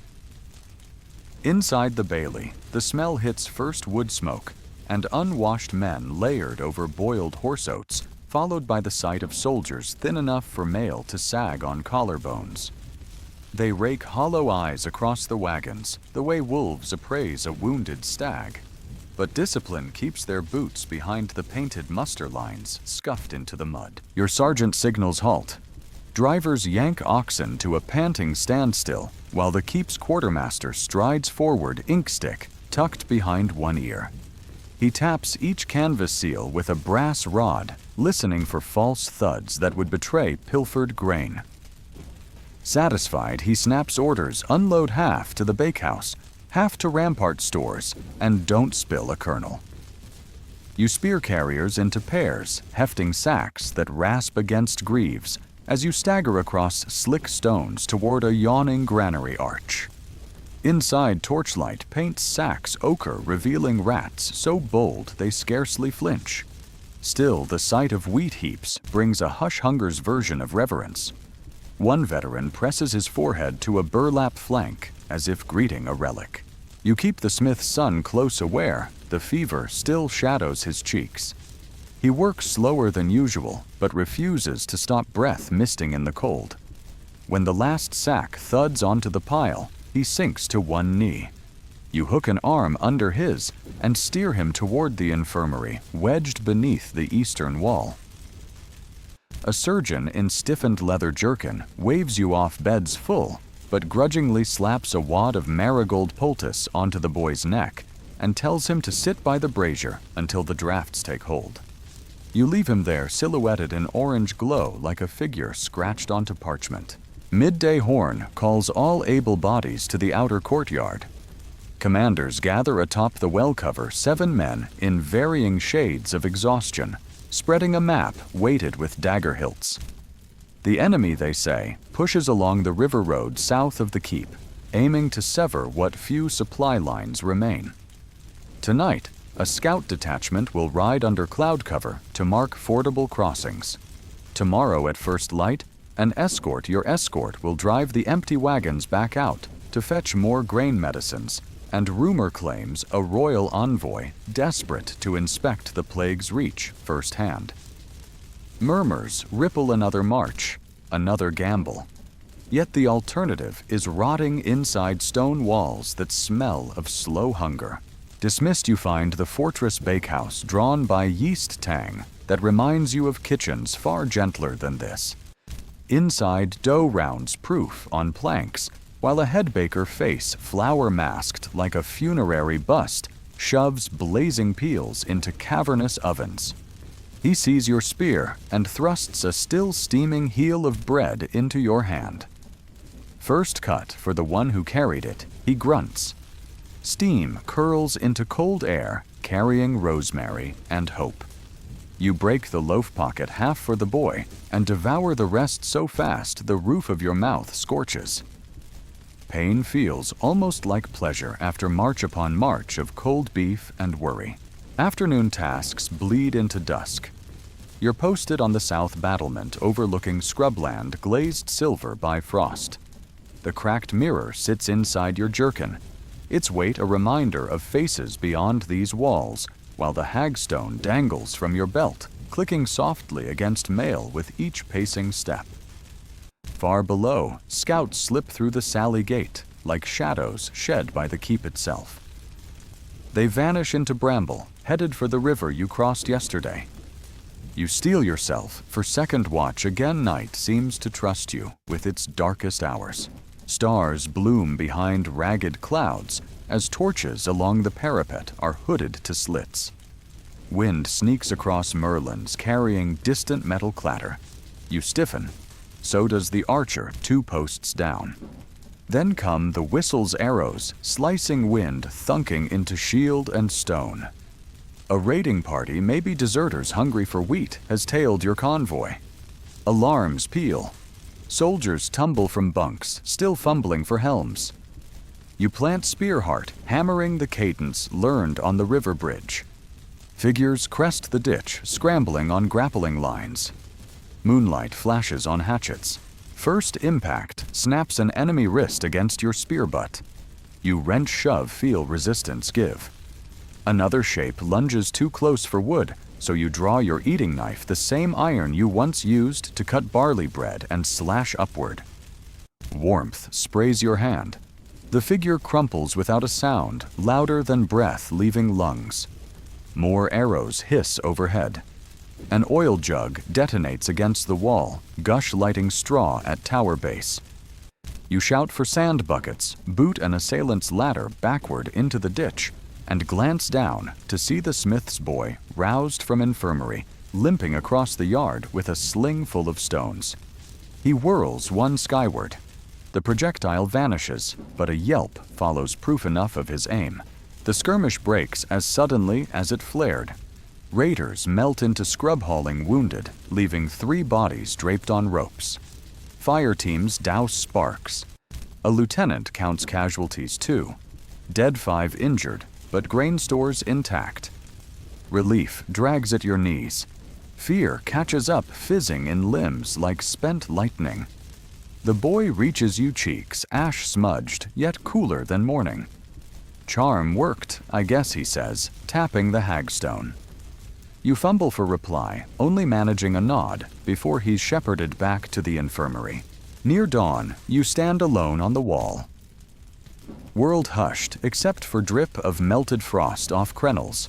You polish spear blade with sleeve each pass, scraping soot into twilight. Then you slip out the cracked mirror, angling it toward the paling eastern sky.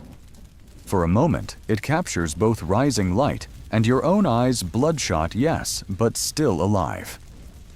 In that dual reflection, you read the day's balance. A convoy delivered a fortress fed. Attackers repelled promises, kept one sunrise longer. Beyond the horizon, more wagons must roll or bread must rise, and your path is charted in ruts and river crossings, not in ink on noble maps. Yet for this heartbeat, under paling stars, survival feels like quiet triumph, steady enough to shoulder into tomorrow's March mirror, tucked close spear. Steady oath, unbroken. The sky blushes barely pink when the keep's rooster crows an anemic rasp. More habit than hope, but it's enough to peel you from the cold stones where you dozed between patrols. Ash still clings to your boots from the night raid, and every muscle hums with the memory of sudden intimate violence. Below in the bailey, a horn bawls the day's command. Empty wagons must roll sunrise, bound west for more grain, and rumor insists a royal envoy eager to inspect plague lines with his own frightened eyes. You swallow the iron taste of fatigue, sling your spear, and head for the stables, where oxen stamp restless clouds into the chill. The smith's boy is already there, cheeks pale, but fever-broken, tightening harness straps, with hands that tremble only when light catches fresh bruises. He flashes a grin, half earnest, half defense, against dread. The hagstone on his belt chips faintly against iron. You nod at it. Little rituals matter when certainty bleeds out faster than wounds. Quartermasters dole morning rations, millet porridge stiff enough to stand a spoon in, and a thimble of ale just sour enough to jolt the senses. You eat on your feet while a scribe reads new orders. 24 riders will flank the convoy, scouting for ambushes. The wagons themselves travel without heavy infantry to keep speed, which means the levied spearmen, your spearmen, must march light and hit hard if trouble finds you. The scribe's quill scratches parchment as each name echoes off basalt walls. Your pulse jumps when he announces a mysterious royal witness joining the column. No further detail courier secrecy, they say, but whispers buzz that it's a minor prince exiled from court after some scandal money couldn't hush. A noble on the road offers as much protection as bait offers a fish, alluring to hunters lethal to those too near. Oxen groan into motion as the portcullis lifts. Behind Hightore's silhouette looms like charcoal etched against a sky rinsed clean by last night's storms. Ahead, the river road unwinds through frost-stubbled fields where crows pick over forgotten flax stems. The cracked mirror presses cold against your ribs under mail. You anchor thoughts on its weight, a silent breadcrumb leading back to everyone who still waits beyond this landscape of attrition. Beside you, the boy hums a forge song, each refrain about iron bending but never breaking until wind steals the tune and replaces it with the flap of the convoy's pennon, a red strip bleached almost pink. Mid-morning finds the column threading an alderwood road narrowed to a wagon's width. Scouting riders disappear among trunks, returning with curt signals of clear but tenseness stays taut as bowstring.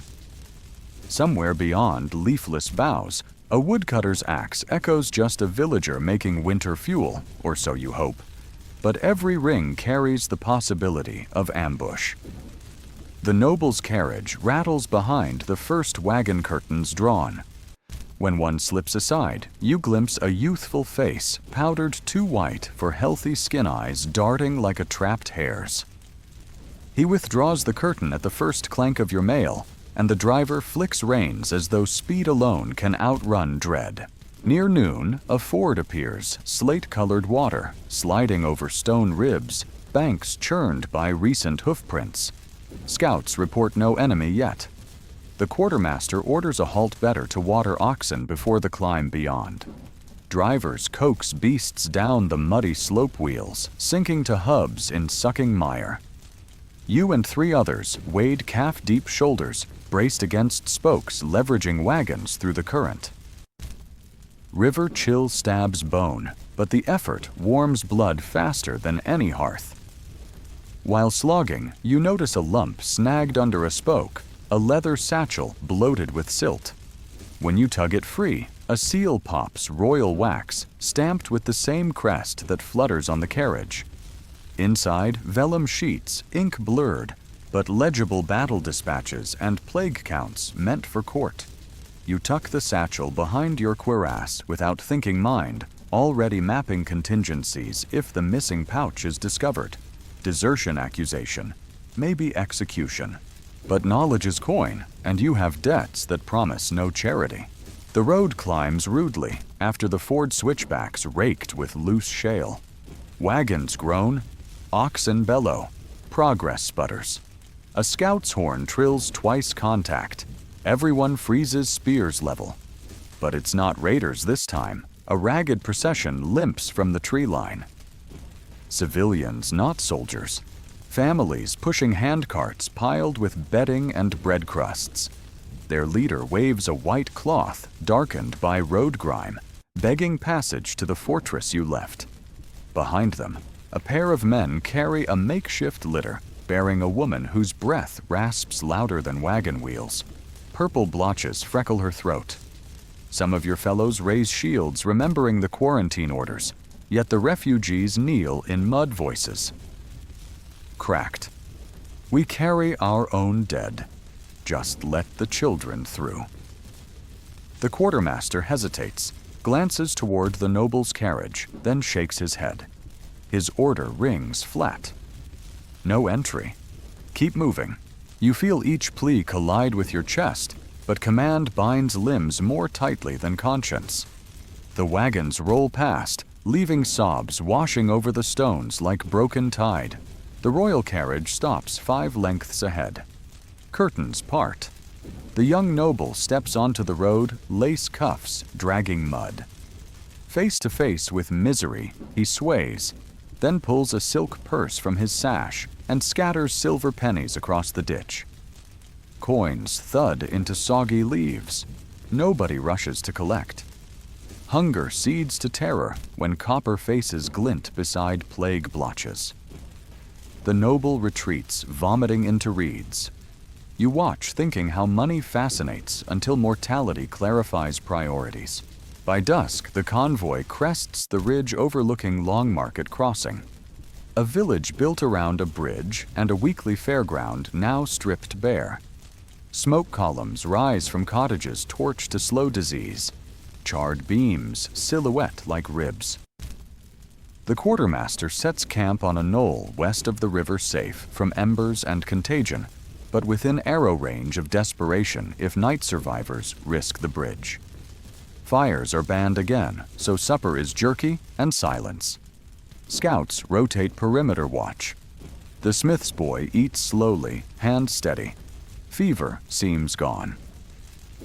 Together you study the royal satchel by slivered moonlight, deciphering figures. Grain requisitions double the keep's capacity. Casualty lists stretch pages' names reduced to counts once they hit 4 digits. At the bottom, a marginal note scrawled sideways. If stocks fail, recall levy to capital. Order lassitude, remedies for highborn nightshade infusion. You fold the parchment tight. The nobles plan escape routes. Peasants plan how to keep breathing. Midnight brings drizzle and restless dreams yours of barley bending under rain, then snapping in storms. Second watch again. You walk the perimeter hagstone, clicking mirror, tapping chest, the world fused into rhythm. Step, breathe. Promise, repeat. Beyond the dark hump of the bridge, a dog howls lonely, maybe wounded. You almost answer with a whistle, then imagine it draws more than dogs. Instead, you focus on the satchel's hidden weight and the crossroad of choices it implies. Dawn will send wagons west for supplies, and you must decide whether to hand the dispatches back, leverage them for lenience, or bury them under oak roots where secrets rot quietly. Responsibility tastes thicker than plague miasma. Before first light glows, the smith's boy relieves you on watch. He thanks you for standing when knees wobble and promises to mind the line. You press the hagstone into his palm, temporary trade, then retreat to your bedroll where the cracked mirror awaits. The glass catches the first ash-gray smear of dawn, reflecting a face striped by torch-soot river water and moral sediment. You murmur the single vow that threads every dawn since this march began. Carry on, carry home. Carry stories that make the burden mean something to those sheltered by distance. The mirror answers with quiet resolve, and outside wagons creak to life, the road calling for another tally of endurance. Dawn unfurls in a thin smoke-blue ribbon over the western road, its weak light glimmering on puddles left by last night's drizzle. You hoist your spear shoulder already raw, where mail rubs skin and fall in beside the first wagon as oxen heave against leather traces. Behind you, the black silhouette of Longmarket Crossing fades into morning haze, its charred beams still smoldering in memory. Ahead, the road angles toward low hills, quilted with frost-tipped stubble farmland, scraped clean by fear and war alike. Beneath your jerkin, the royal satchel presses a sly reminder against your ribs. Each step drives the secret deeper, as if the dispatches could stitch themselves into your heartbeat. The noble's carriage rattles behind the grain wagon's curtains drawn tight. though an occasional cough slips through velvet folds. His coachman keeps a nervous pace, glancing at the escort riders, weaving like shadows along ditch and hedgerow. The quartermaster mutters that bandits grow thick beyond the ridge, desperate enough to trade steel for crumbs. You test your grip on the spear shaft. Ashwood glossy from river water, and yesterday's sweat, while your free hand taps the cracked mirror hidden beneath layers of wool and leather. Small comforts, small promises. Holding steady in a world that feels one heartbeat from collapse. Mid-morning brings the convoy into a shallow valley where abandoned cider orchards sag under the weight of worm-eaten fruit. The tart scent hangs heavy, teasing memory of harvest feasts now impossible to imagine. At the valley's throat, 3 armored figures rise from behind a tumbled stone wall. Their surcoats once bore heraldic cranes, now bleach to ghosts. Deserters, perhaps, or knights unhorsed by fortune. One lifts a hand in parley, while the others notch arrows. The quartermaster orders the wagons halted and strides forward chin high, but the lead deserter's opening demand. Leave the grain and live cracks the morning calm. Spears lower in unison, but you feel the tension stretching thin as old rope. Outnumbered, the convoy cannot spare a single sack. Instinct nudges you toward the satchel. You step past the quartermaster, raise one gloved hand, and call out that you carried documents requested by the king himself. At the rustle of parchment inside your jerkin, the deserters hesitate. You gamble harder, announcing the papers describe troop movements and hidden caches, information worth more than grain to anyone clever enough to sell it. The lead deserter's eyes glitter. Greed elbows aside hunger. He lowers his bow gestures for your approach. When you're 5 paces away, you fling a gutter-splashed apple toward him. His gaze tracks the fruit. Your spear butt slams the valley floor. The escort riders seize the opening, loosing arrows that whistle past your ears. 2 deserters crumple. The third flees into orchard shadows.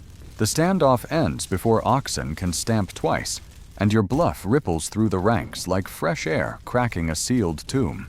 The convoy rolls on at double pace, but the quartermaster's wary stare sticks to you now.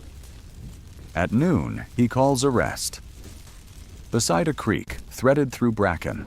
While oxen drink, he approaches, voice low. I know velvet when I see it. Whatever you carry, keep it out of sight until the keep, or you'll paint a target larger than any banner. You nod surprise, thawing into respect.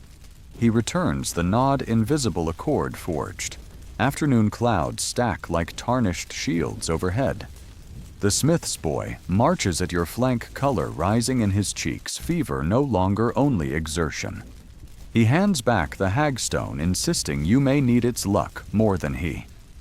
You loop the leather thong around your wrist, the stone's weight a cool counterpoint to the satchel's heat.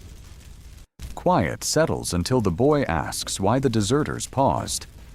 You tell him courage bends when tempted with secrets, not swords, and let the topic lie. A mile beyond the ridge, the road splits at a moss-splotched milestone. The quartermaster chooses the northern fork, longer but safer, avoiding rumors of plague in the next hamlet. The noble's carriage follows, yet its left wheel clacks unsteadily, where spokes loosened on canyon stones. Progress slows. Twilight threatens, and scouts report campfires flickering in distant gorse, possibly raiders, possibly starving villagers. With daylight fading, the convoy circles wagons in a fallow field. Canvas tarps draped low to hide silhouettes. Fires remain forbidden, so supper is half-frozen apples and jerky stiff as bark. An hour into first watch, the noble finally emerges, flanked by 2 guards whose armor shows more polish than dents. He summons the quartermaster, and unexpectedly, you. Up close, the young man's pallor is stark beneath powder, his hands fine-boned and trembling. He recognizes the satchel bulge immediately. Fear flares in his eyes like flint spark. Those papers. They belong to the crown, he whispers voice, quivering between entitlement and terror. You counter that safe delivery depends on safe roads, and roads depend on full bellies. His gaze slips toward the grain wagons, understanding dawning you wield leverage no spear offers. After a long pause, he promises personal endorsement for additional rations to the fortress, written, sealed, and delivered, if the dispatches reach court untouched. You accept, but demand in turn that a wagon be redirected to Long Market Crossing survivors on your return. Hesitation flickers before he nods. Perhaps mercy is cheaper than bribery. Night deepens. Watch rotation finds you again beneath a sky bruised by cloud. Wind rattles empty apple branches, and somewhere a fox screams. You sit with the smith's boy beside a wagon wheel, the mirror balanced in your palm catching scant moonlight. The glass reflects two faces mapped by exhaustion but unbroken. You tell him of the bargain, how one wagon might yet feed the weeping children left beside the torched cottages. He studies the mirror, then the distant fires, and finally says, "Stories of courage travel faster than grain. Let's make sure this one reaches home." His words settle like that first warm draft after a winter chill, and for a heartbeat, the mirror reflects not fear, but conviction shared. Just before dawn, an escort rider gallops in breath-plume-white reporting movement along the southern fork torches. Horsemen may be the bandit band regrouped. The quartermaster rouses the camp quietly. Within minutes, oxen are yoked and wagons rumble onto the moon-silver road. The broken-spoked carriage bumps behind noble chanting prayers into a silk kerchief. You walk backward for 50 paces, spear poised, watching torchlights flicker at valley edge. They halt, assessing numbers, then fade a warning, postponed, not abandoned. First light smears peach over frost when the convoy tops the last hill. Far below sprawls a riverside outpost. Stout palisade smoke curling from chimneys that promise hot bread and mended wheels. The quartermaster exhales. So do you. The smith's boy raises the hagstone to the sun, as if saluting victory before battle's end. In your jerkin, the satchel settles like a heartbeat against the cracked mirror. Two weights, two promises, one to kingdom, one to conscience. The road bends downward, and you follow every step, stitching choice into destiny grain, into hunger story, into history yet to be told. The river outpost greets the convoy with the smell of wet oak and yeast, a welcome far warmer than the low clouds icing the hills behind you. Palisade gates swing open at the quartermaster's signal, and oxen clop onto a yard crisscrossed by fresh wagon tracks. Wooden watchtowers lean over the enclosure, each crowned with archers, whose arrows point outward, proof this stockade has already seen more hunger than it can feed. While drivers halt their teams, you catch a glimpse of the river itself, slate-green swollen, pulling frost-slick branches downstream, as if collecting evidence of every village war and plague have hollowed upstream. Stewards in patched surcoats hurry forward, counting each canvas-wrapped load. They guide half the wagons toward stone granaries and the rest toward a low thatched hall passing for barracks. On the hill crest, the noble's carriage stops beside a timber chapel, its left wheel finally giving up with a crack. The noble steps out, boots splashing face chalk pale beneath powdered veneer. He hands the quartermaster a parchment heavy with wax, your promised writ, allocating one full wagon for Long Market survivors on the return leg, and speaks a single quavering word, delivered. The quartermaster nods grim approval, hiding a sliver of relief. One promise banked. Another, the royal dispatch satchel, still pounds against your ribs. Repairs come first. Wheelwrights scatter to the broken carriage, while you and the smith's boy haul grain belts off wagons' shoulders burning. Blacksmiths heat spike nails in a brazier bright enough to carve orange halos in morning fog. The boy gravitates to the forge like iron to lodestone, lending steady hands despite lingering bruises. You see his grin in the furnace flare some small echo of the life he left hammering plowshares instead of scavenging battlefields.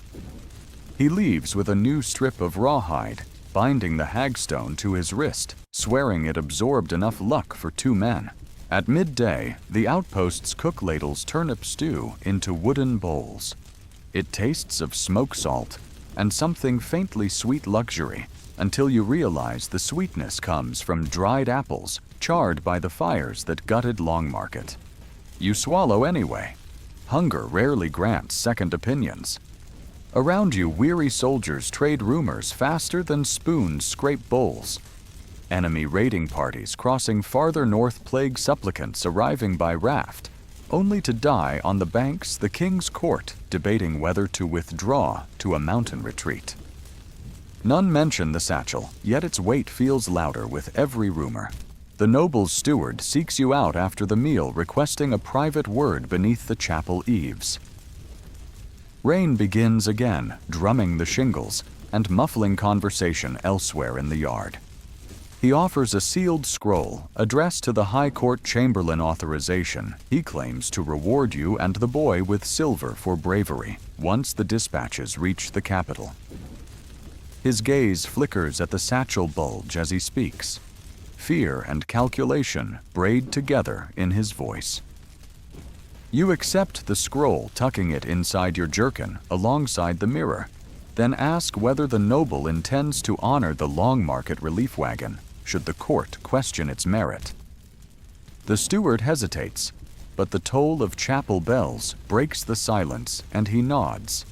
Once either promise or reflex. Evening brings a break in the clouds, a watery sun painting the river copper.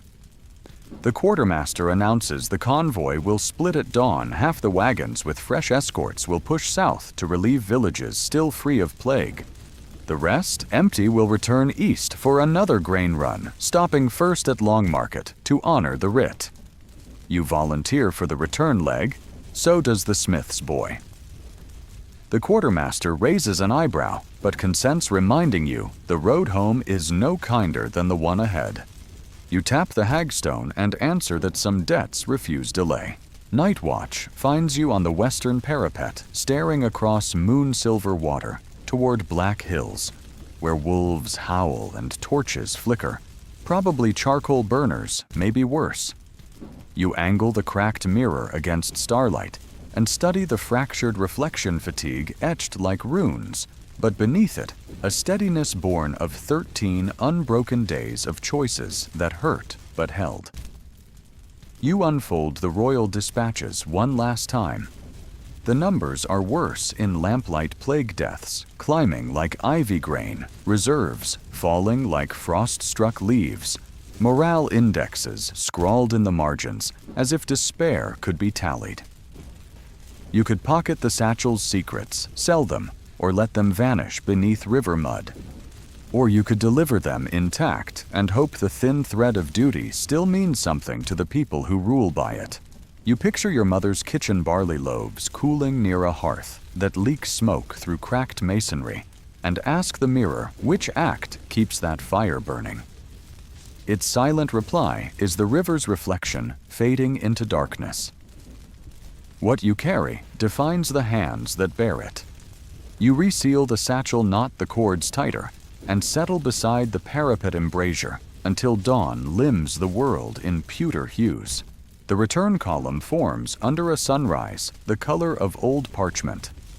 One wagon, overfull with sacks earmarked for Longmarket, sits behind a banner bearing the noble's broken crane crest and the quartermaster's seal.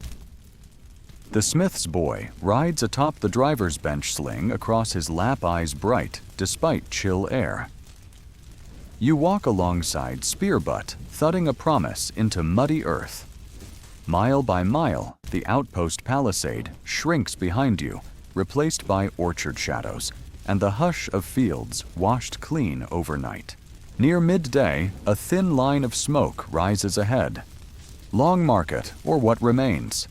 When the convoy crests the final ridge-charred beams and collapsed roofs appear like black quills on an ash-gray canvas. Yet movement flickers children chasing a rag ball, women erecting crude lean-tos from salvage, a lone priest painting ash crosses on doorposts spared by flame. The wagon's arrival stirs heads. Cautious hope pulls survivors toward the road. You dismount the cart bed, unseal the first sack, and pour a scoop of wheat into the priest's cupped hands. It spills like sunlight, drawing smiles you haven't seen since the levee drum first called you from home. Distribution runs orderly until a gaunt elder breaks rank, asking why salvation took so long. Your mouth opens with an apology you know won't mend anything yet. The smith's boy steps forward, recounting the night raid, the orchard bluff. The royal writ carried on your person. The elder's eyes soften. His hands rise in benediction over grain piled at his feet. The priest leads a brief hymn off-key, but fierce, and for a moment, the valley echoes with echoes of old festivals before plague, before war. You leave Long Market at dusk wagons, lighter hearts, heavier and lighter at once. The priest gifts you a small beeswax candle, promising its flame remembers deliverance. Tucked beside the mirror, it feels like a second pulse. Camp that night is a mere ring of wagons under bleeding sunset, but bread baked from fresh flour fills the air with fragrance that almost masks manure and damp wool. The boy dozes early, his hagstone resting on his chest stone and heart rising in tandem. While embers fade, you kneel by the riverbank candle in hand. You light it with a coal, watching the flame steady against a rising wind. Then you set the candle afloat on a scrap of bark, letting current claim the light. It drifts past the reflection of your face, half illuminated, half shadowed before merging with the dark ribbon carrying stories downstream. Not every promise survives tide and time, but those kept spark others like one candle to the next. You straighten clutch the satchel and turn back toward camp, where tomorrow's road waits unsure and unending, but now lit however faintly by the memory of grain turned into hope rather than profit. Dawn paints the riverbank in bruised lavender, the water sucking last night's candle wax ember into its gray throat as you shoulder your gear. The valley is hushed, save for oxen snorting clouds into chilled air and wagon wheels groaning protest at another day's march. Long Market survivors linger on the ridge silhouettes against the paling sky. A few raise thin arms in farewell, while children clutch fistfuls of new grain like talismans. You tap the cracked mirror tucked beneath your jerkin, a silent oath that what started as duty has become something closer to defiance, and fall in step beside the smith's boy, whose hagstone rattles a bright counterpoint to the tired creak of harness leather. The road east smells of damp cedar and distant fires. At the abandoned cider orchard, the wind shakes rotten fruit loose, drumming hollow thuds across the frost-brittle grass, but no deserters loom behind stone walls today. The boy jokes that the charm must have frightened them off. You answer with a half-smile, though your fingers check the leather pouch at your ribs where the sealed satchel still rides heavier with every rumor of shifting fronts.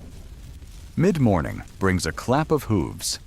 A single courier tears past headed west to Bard, streaked with mud crying that High Torkeep now sits under siege by the same river raiders you bluffed 3 dawns ago.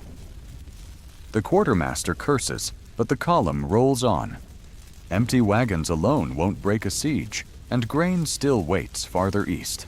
Around noon, the convoy reaches the Crosswell Way House, a timber inn once famed for honeyed ale, now commandeered as Plague Hospice. A red slash is chalked across the door, yet moans seep through cracked shutters. The quartermaster means to skirt the yard, but a hunched monk flags you down, begging linen for bandages. One look inside steals your stomach pallets, crammed wall-to-wall, fever-slick bodies turning straw to rot. Remembering the priest's candle, you hand over 2 spare sacks. Coarse fabric, but clean. The monk presses a scrap of parchment into your palm, an authorized pass through the King's River checkpoints, and whispers that rumor claims a royal envoy vanished on this very road yesterday. Your eyes flick to the noble's carriage. Curtains quiver, then still. Storm clouds muscle across the afternoon sky, chasing the column onto higher rock-strewn ground. Thunder grumbles, and rain needles down hard enough to drown conversation. Still, oxen slog forward, and you march beside the boy, counting the miles by the ache in calves and by the mantra of promises kept grain-delivered survivors fed satchel safe. When dusk bleeds copper along the horizon, the quartermaster signals halt on a heath dotted with gorse. Fires remain taboo, so supper is raw turnips and a swallow of watered wine that tastes of rust. The smith's boy uses a shard of flint to etch a crude sun onto his hagstone for double luck. He says, grinning despite the chill. First watch passes quiet. Second watch unravels. A whistle sharp close slits the dark. Figures materialize between gorse clumps, blades glinting in pale starlight. Bandits may be deserters from the siege line, but their formation is too neat. A voice calls your name yours, demanding the satchel in exchange for sparing the wagons. Shock freezes the sinew between shoulder and spear. Only the quartermaster, the noble, and the steward know you carry it. You duck beneath a spear, thrust jab. Back hear a hissed curse. Around you, the camp erupts. Wagon drivers brandish pitchforks. Riders loose arrows that whistle past tracer sparks of flint. The smith's boy swings his slingstone, cracking skull. The assailant drops. Rain begins again, extinguishing screams into wet dirt. When the skirmish breaks, the column counts 1 driver dead, 2 wounded, including the quartermaster, arrow lodged deep in his flank. He grips your arm, eyes glazed, rasping that someone sold your secret. With a grimace, he passes command to you.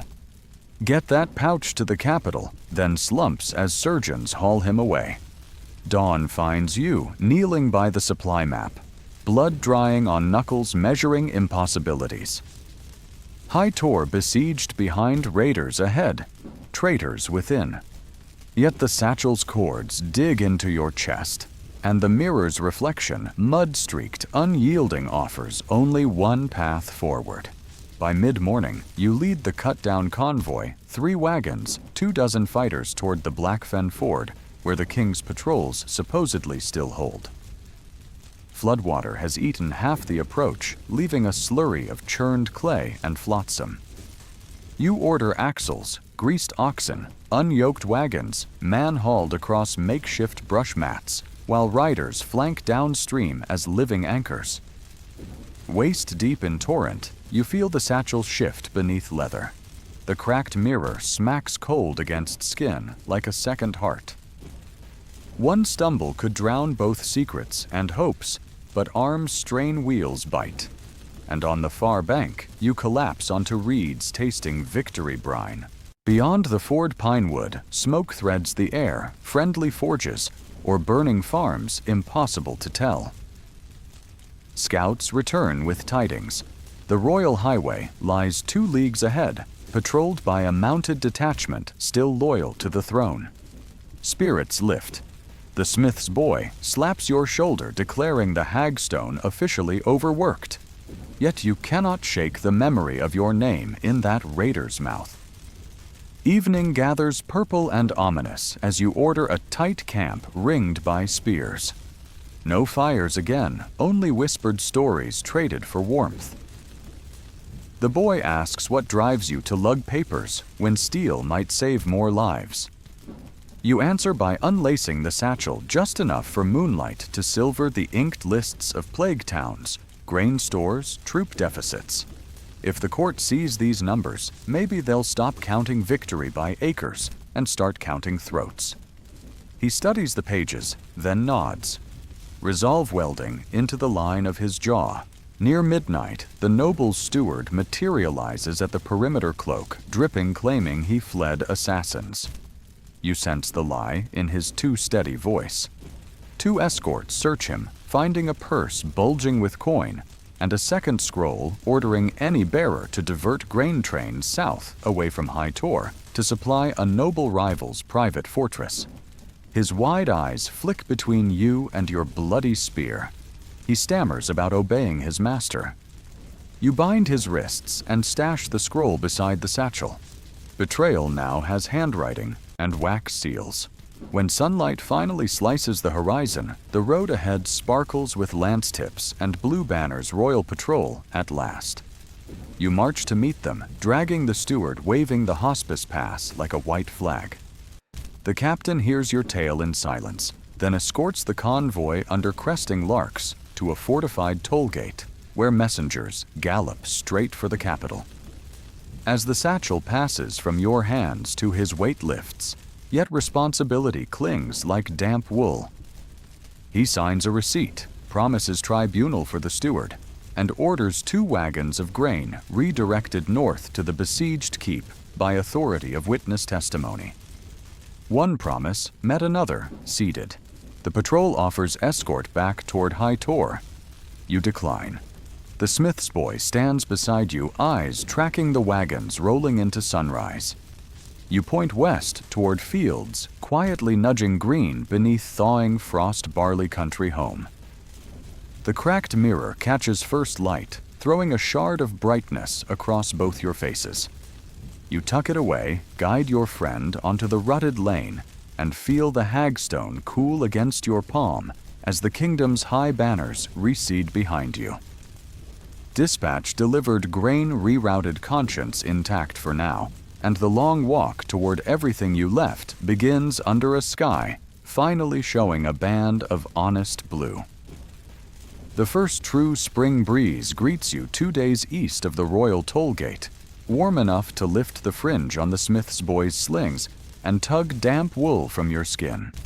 It carries the smell of thawed earth-loam horses, the faint sweetness of early primrose hiding beneath dead leaves, and the sound of water running free where ice once choked every ditch.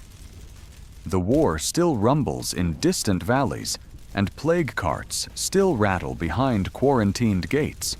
But this stretch of the kingdom feels as if it is holding its breath, waiting to see whether seeds will dare stretch out of the ground again.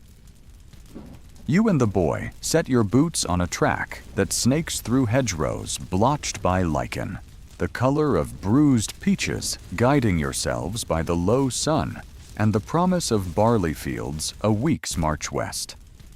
No caravan shields you now, only a spearhead turned walking stick and a sling weighted by smooth river stones. The cracked mirror tucked against your heart and the hagstone bouncing against his wrist feel oddly heavy with the absence of battle orders. By midday, you reach Renwell Bridge, whose moss-slick planks once thrummed beneath trade wagons stuffed with wool. Now only swallows flit between its warped rails.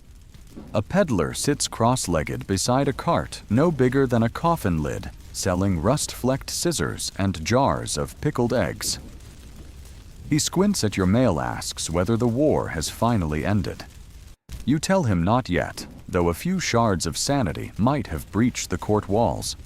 He cackles, says he'll believe it when he sees taxes fall, then slips a small tin of salve into the boy's hand payment he claims for stories around someone else's fire.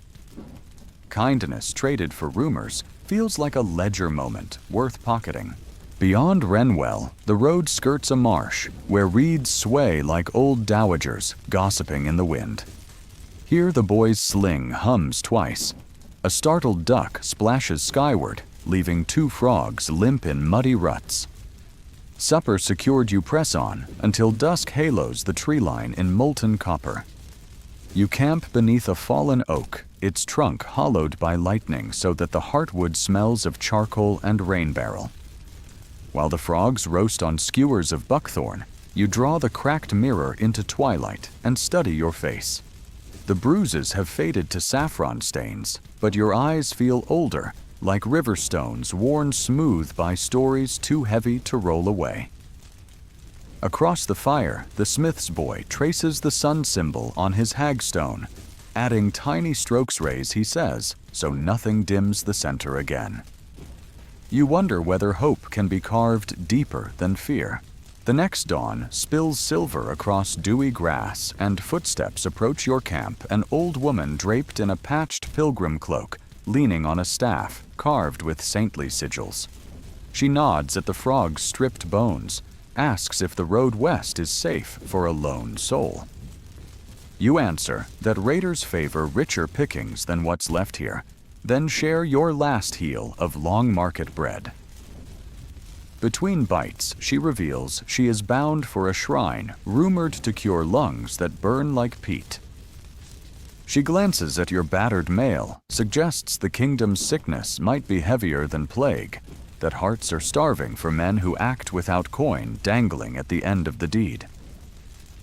Before parting, she presses a chipped rosary into your palm.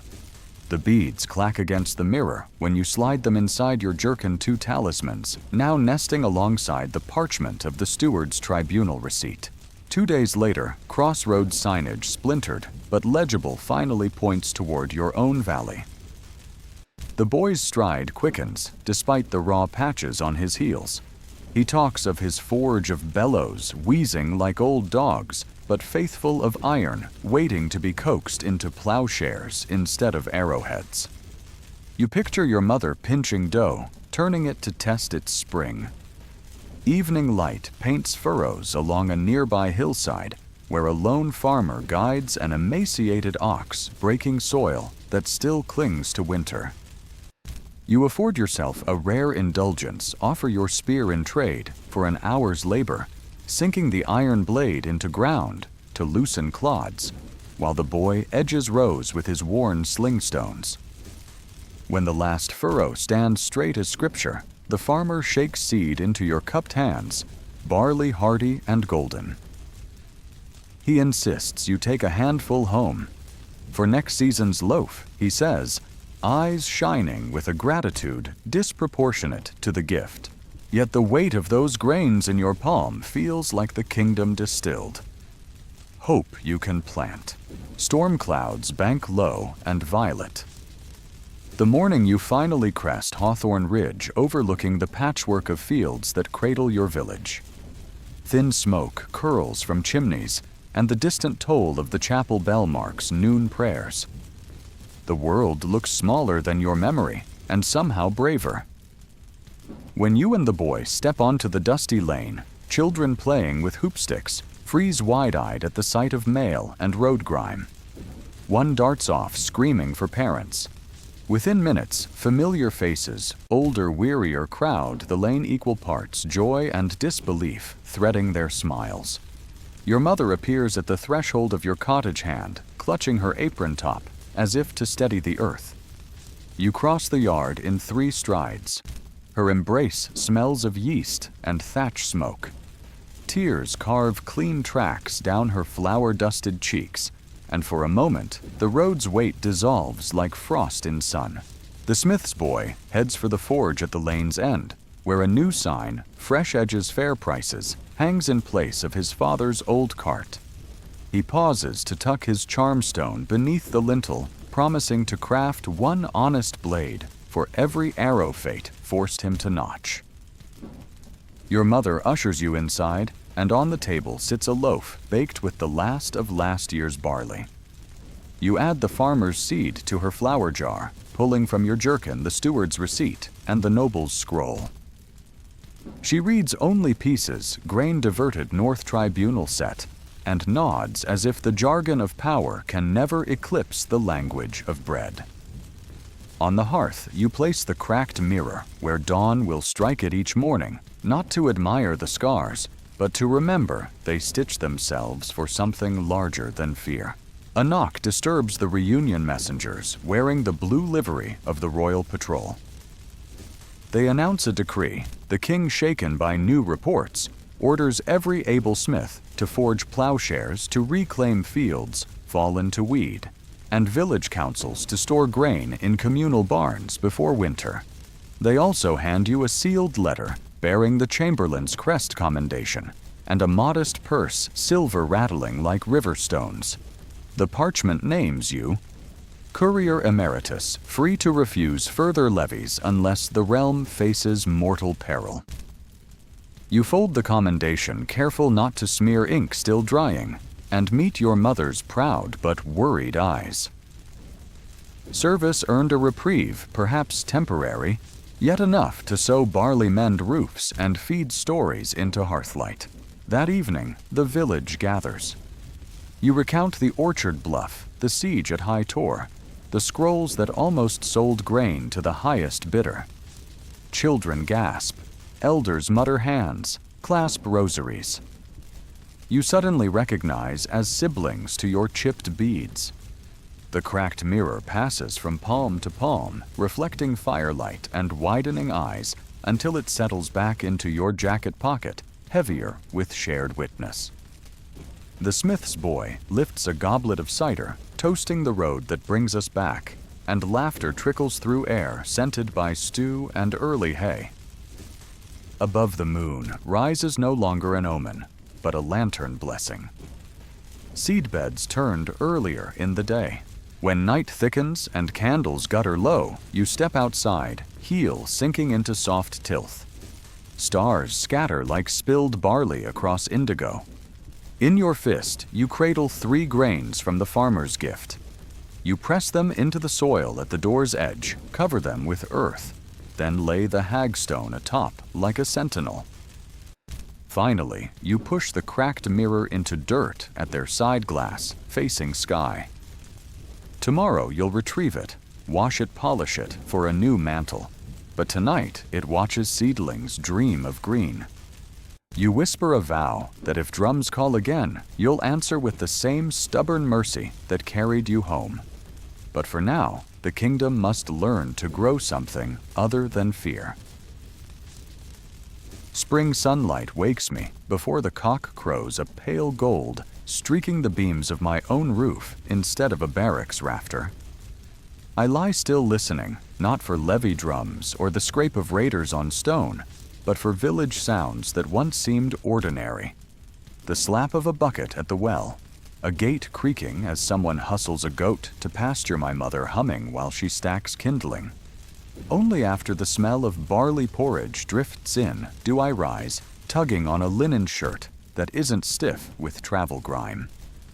Outside, dew clings to the 3 grains I planted by the door. The hagstone stands guard like a squat gray sentinel, and the cracked mirror retrieved from the soil at dawn catches the sun and flings it in a bright shard across the threshold. I set the mirror on the sill, a reminder to greet each day facing outward, not hunched against blows. The king's new decree has turned the village into a hive. By mid-morning, the central green thrums with sawyers trimming rafters for the communal grain barn, and children run relays, carrying thatch bundles up ladders to patch roofs before summer storms arrive. The smith's forge echoes like thunder. Sparks fly as he and I fashion plowshares from piles of dented breastplates ferried in by grateful neighbors. Every clang feels like breaking a link in the war's chain armor, softened into tools that will bite the earth instead of flesh. Between heats, I file edges and teach the younger apprentices the difference between a furrow-cutting bevel and a sword's killing taper.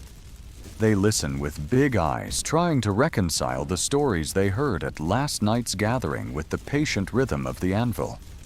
When the first finished blade cools to a mottled blue, we fit it to a wooden shaft scavenged from an old spear irony grain can appreciate. At midday, dust rises on the eastern road, a royal messenger riding hard, the blue livery dark with sweat.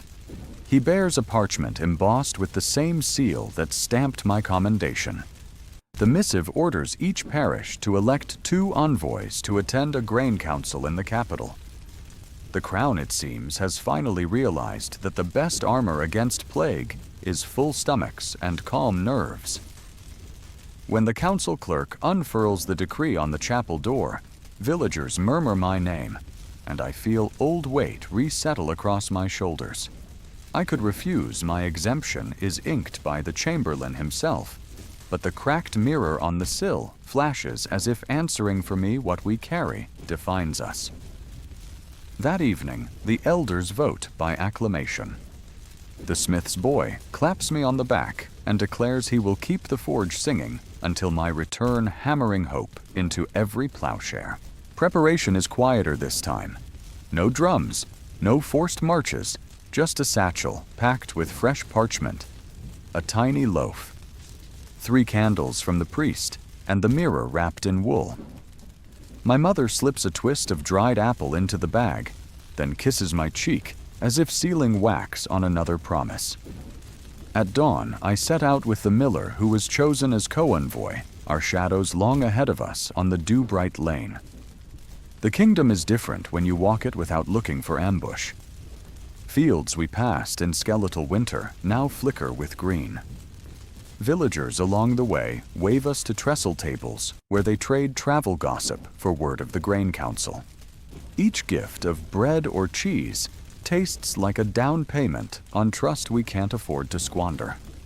One night, we take shelter in a half-rebuilt inn where laughter bounces off fresh-hewn beams, and I realize the sound startles me more than steel ever did.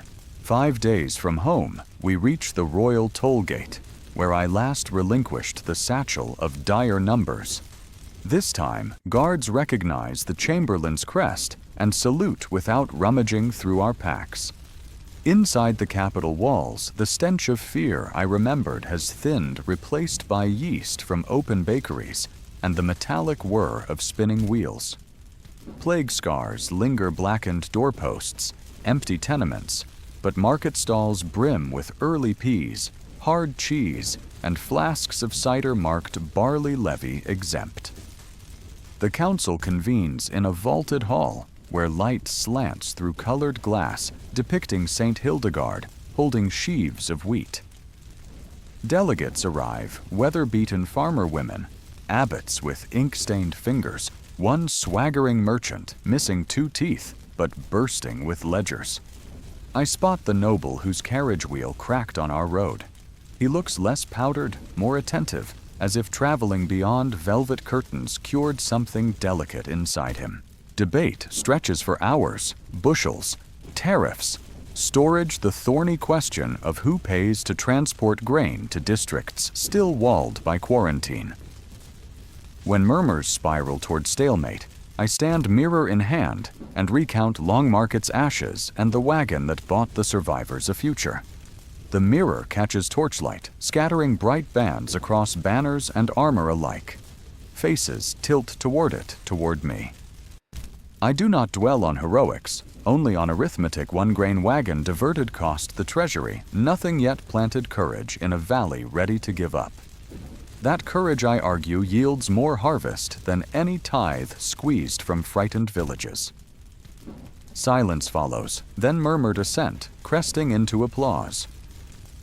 By dusk, the council ratifies a rota of mobile granaries, each financed jointly by crown and parishes, each required to set aside a tithe for plague wards and burned hamlets. The noble signs the charter first. His quill steady.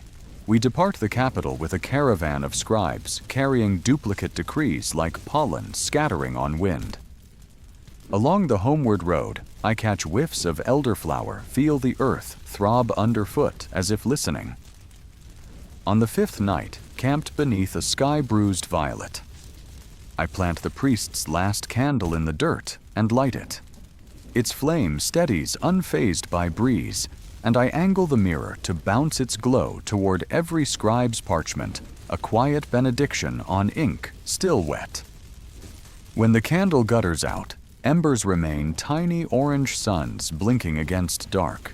The final miles to the village pass beneath a canopy of hawthorn blossoms, exploding white like late snow. Children rush to meet us, brandishing wooden swords the smith's apprentices carved from scrap. I kneel trade a scribe-stamped parchment for one toy blade and slice the air in slow flourishes while they squeal. My mother listens to the news, tears again this time, caught by a smile. We tack the council charter beside the cracked mirror on the hearth wall. Both shine in the fire's dance, one bright with future ink, the other fractured with yesterday's light. That night over barley stew, thick with early peas, I realize the kingdom's widest fields are not the ones we plow with iron, but the ones we cultivate inside each other when we choose mercy over fear and diligence over despair. The mirror seems to agree, reflecting hearth flames that leap like seedlings breaking ground. Summer announces itself first with the smell warm hay, river mud, drying into cracked lace, and a faint sweetness rising from barley heads just beginning to tassel. It's the smell I chased through 100 miles of mud and iron, finally delivered to my lungs without a whiff of smoke or fear mixed in. The council's charter, now copied on calfskin and stamped with 6 noble seals, hangs beside the cracked mirror above our hearth. Every time dawn slants through the shutters, the parchment and the glass throw twin glimmers across the kitchen, as if policy and memory agreed to illuminate breakfast together. The charter's ink is barely cured before work begins. Our village is slated to host one of the first rolling granaries, an ox cart fitted with lockable bins, and a small millstone so grain can travel and be ground on the same wheels. The smith's forge rings from sunrise to moonrise. Plowshares still flow from old breastplates, but now wagon fittings and mill axles share the anvil. I draft inventory ledgers on scrap parchment, copying prices with hands that once copied casualty counts. The numbers feel lighter when they describe bushels and horseshoe nails rather than plague burials. 3 weeks after the charter arrives, so does the royal engineer, a wiry woman named Master Ellis, smelling of linseed and sawdust. She unrolls plans showing a cart body braced like a ship's keel, roofed in canvas, soaked with salt and vinegar to keep weevils out. We surround the plans, Smith Miller midwife, even the goat herd offering tweaks, slatted vents for airflow, a lock that can be opened with any parish seal, so grain never sits hostage to lost keys. Ellis nods, ink brush, darting turning suggestions into strokes of charcoal. When she asks who will drive the first circuit, heads pivot to me before I even open my mouth. My mother's sigh behind me says she knew this moment would sprout the instant the charter did. Preparations blur. The miller and I select 2 even-tempered oxen. The midwife contributes a jar of pennyroyal salve to keep flies from their eyes.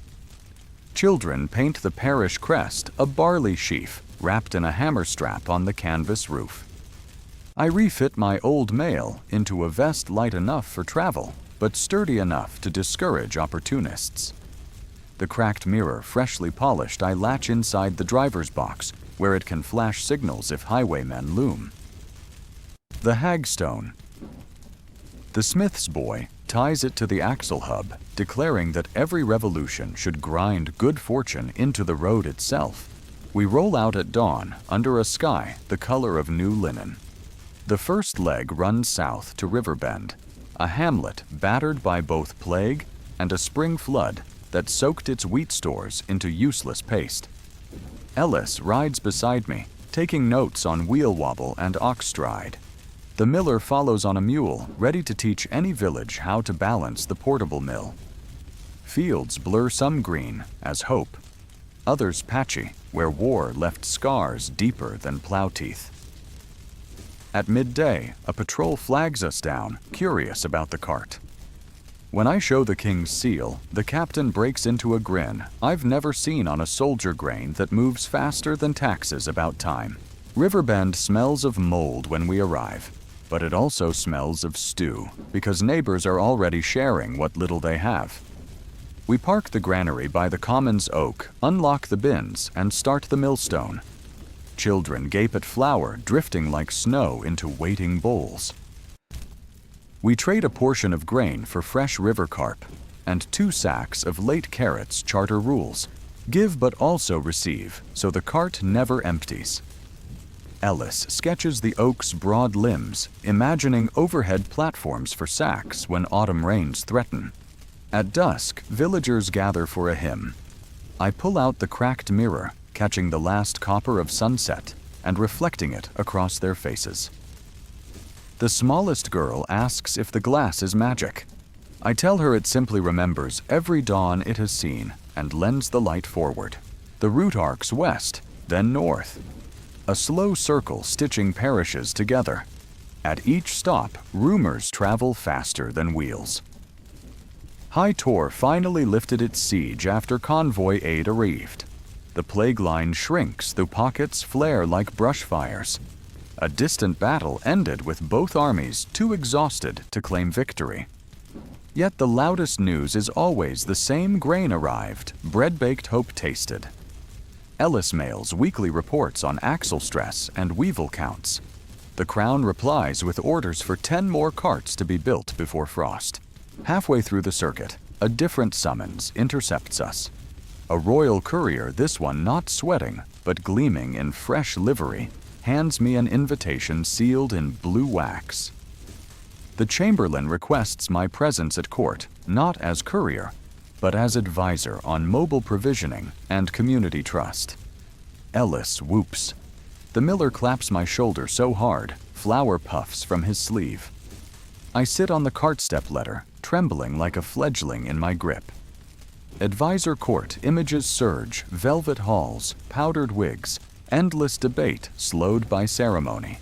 Then other images push through Long Market's burnt beams, children cradling grain like kittens, my mother's hands kneading dough.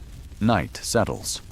I prop the cracked mirror against the grain bins and stare at moonlight fracturing across its surface.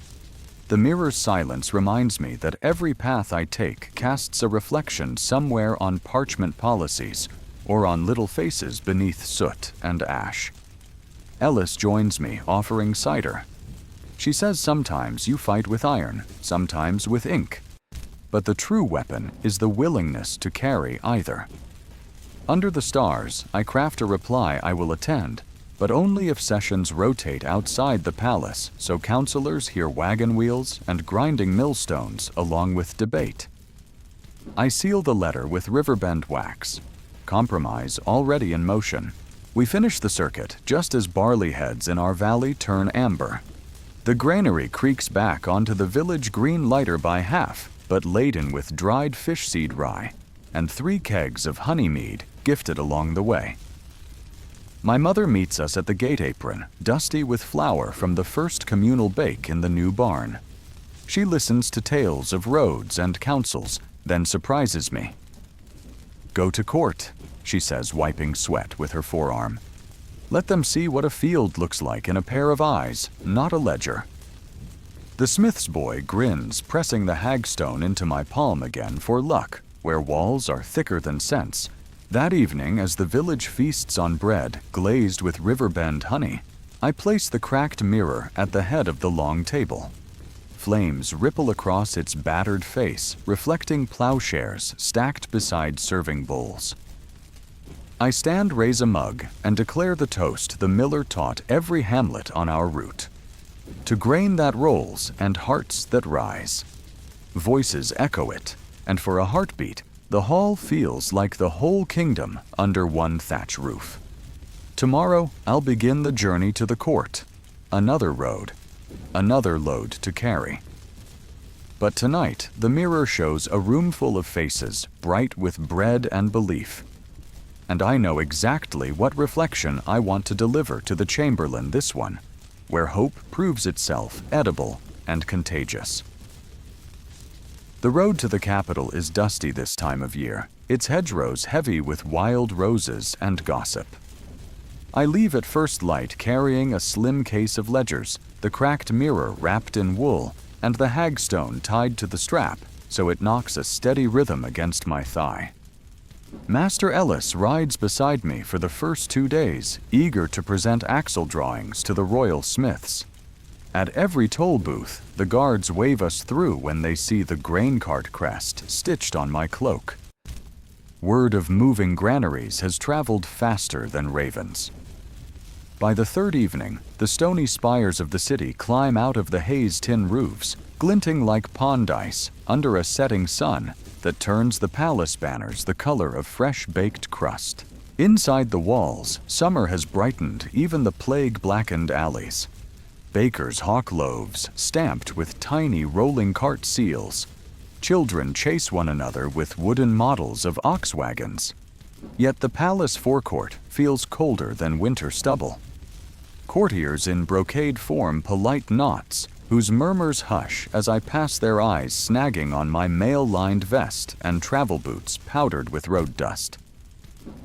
A scribe leads me into the hall of tapestries, where the chamberlain waits beneath a mural of wheat bound into crowns. He greets me with practiced warmth and gestures toward a semicircle of benches already crowded with lords abbesses and guild masters. On a narrow table rests my mirror unwrapped and catching torchlight, as if invited to testify alongside me. The first session opens with talk of numbers bushels harvested since spring coin allocated from the royal mint wagons commissioned in distant shires. Some councillors argue costs, others cite precedent. But the debate wanders like a plow without a furrow until I lift the mirror so sunlight blazes onto the stone floor. I describe Riverbend's stew, thickened by traveling flour, the oak platforms sketched into Ellis's journals, the cheer that rose when crust cracked open and steam smelled of possibility. Murmurs settle into attentive silence. I finish by setting 3 barley grains beside the mirror. These cost less than ink, I say. But in the right hands, they purchase tomorrow. The chamberlain nods, quill poised, and decrees the council will adjourn to the outer ward at dawn for a demonstration. Ellis has the cart positioned just inside the north gate, oxen groomed until their coats shine like bronze. When the procession arrives, robes sweeping dust perfumes, battling stable smells, she turns the grindstone's handle. Flour drifts across silk sleeves. A lady of the bedchamber laughs despite herself.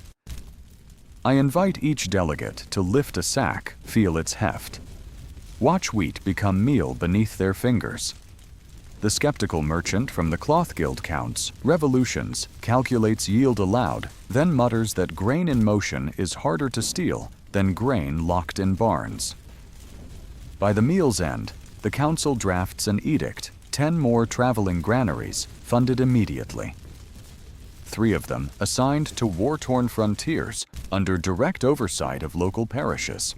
Politics, however, is never sown without stones.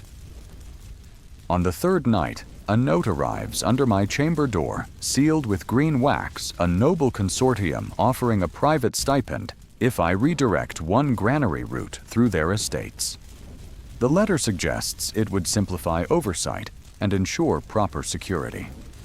I burn it in the hearth, watching embers flare against the cracked mirror propped on the mantel. The next morning, rumors swirl that my loyalty belongs to the crown only when convenient. Ellis counters with meticulous logbooks.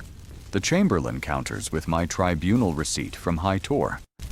The smear campaign wilts, but I learn how quickly wheat fields can become quicksand when coin rains on soil.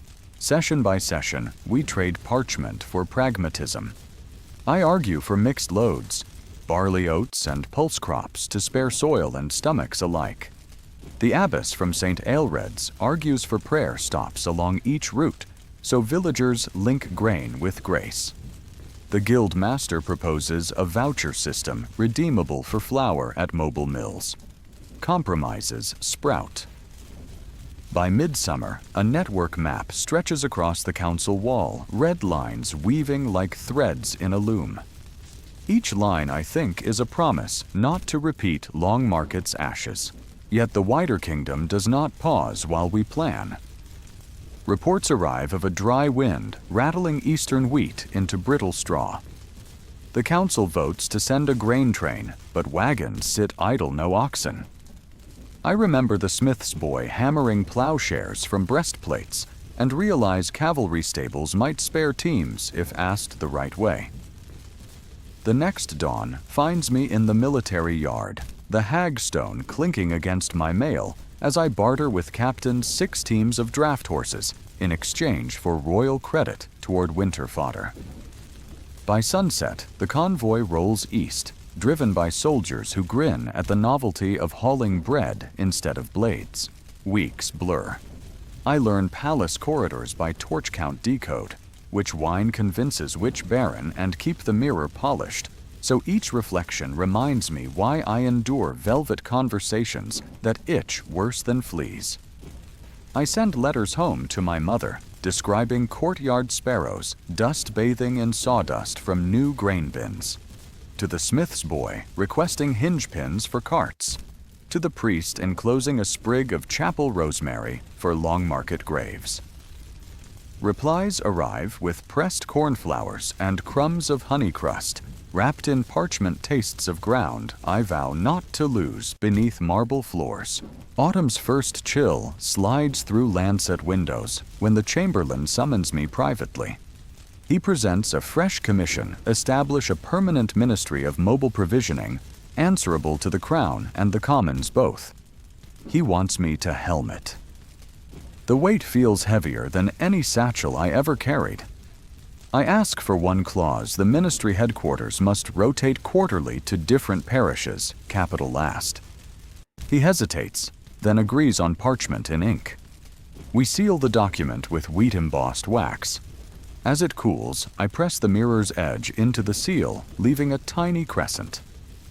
My signature shaped by fractured glass. On Michaelmas Eve, I stand on the palace balcony, watching lanterns bob along streets where bread lines used to snake. Ellis joins me, eyes shining with torch reflections. She says, "Iron ink and intention.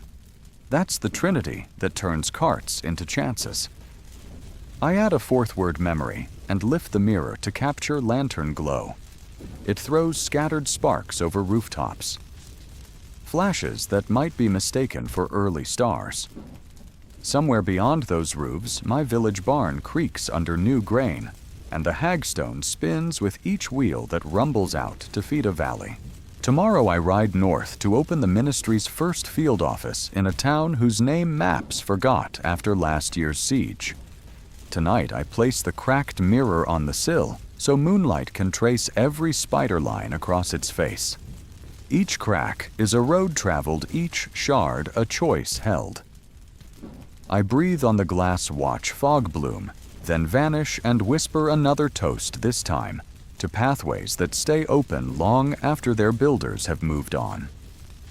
In the silence that follows, the mirror reflects a single image, the faint outline of grain heads bowing in wind, sturdy despite the shadows between them. Cold dawn fog clings to the eaves of Northwatch, the town.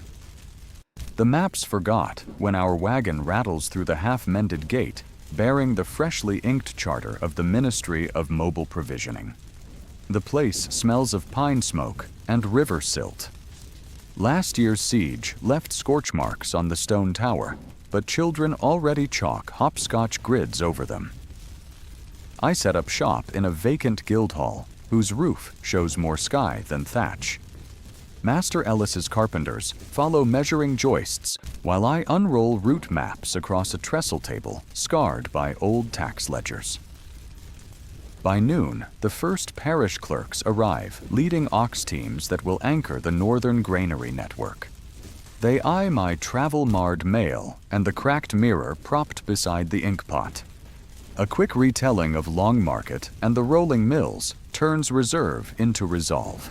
We draft schedules that send carts fanning toward hamlets, still rationing acorn bread, pegging return trips to the waxing moon, so no village waits longer than a fortnight for flour. The next week becomes a blur of iron oats and ink. I requisition surplus cavalry horses again, this time offering shoals of Northwatch trout for the garrison mess in exchange. The smith's boy, now master of his own forge back home, arrives with hinge pins and smiles wider than the wagon beds he helps reinforce. Together, we teach local apprentices to temper axle bands and to grind meal without scorching germ. Evenings end around a hearth in the drafty hall, where the cracked mirror catches firelight and throws it onto plaster walls still pocked by arrow holes.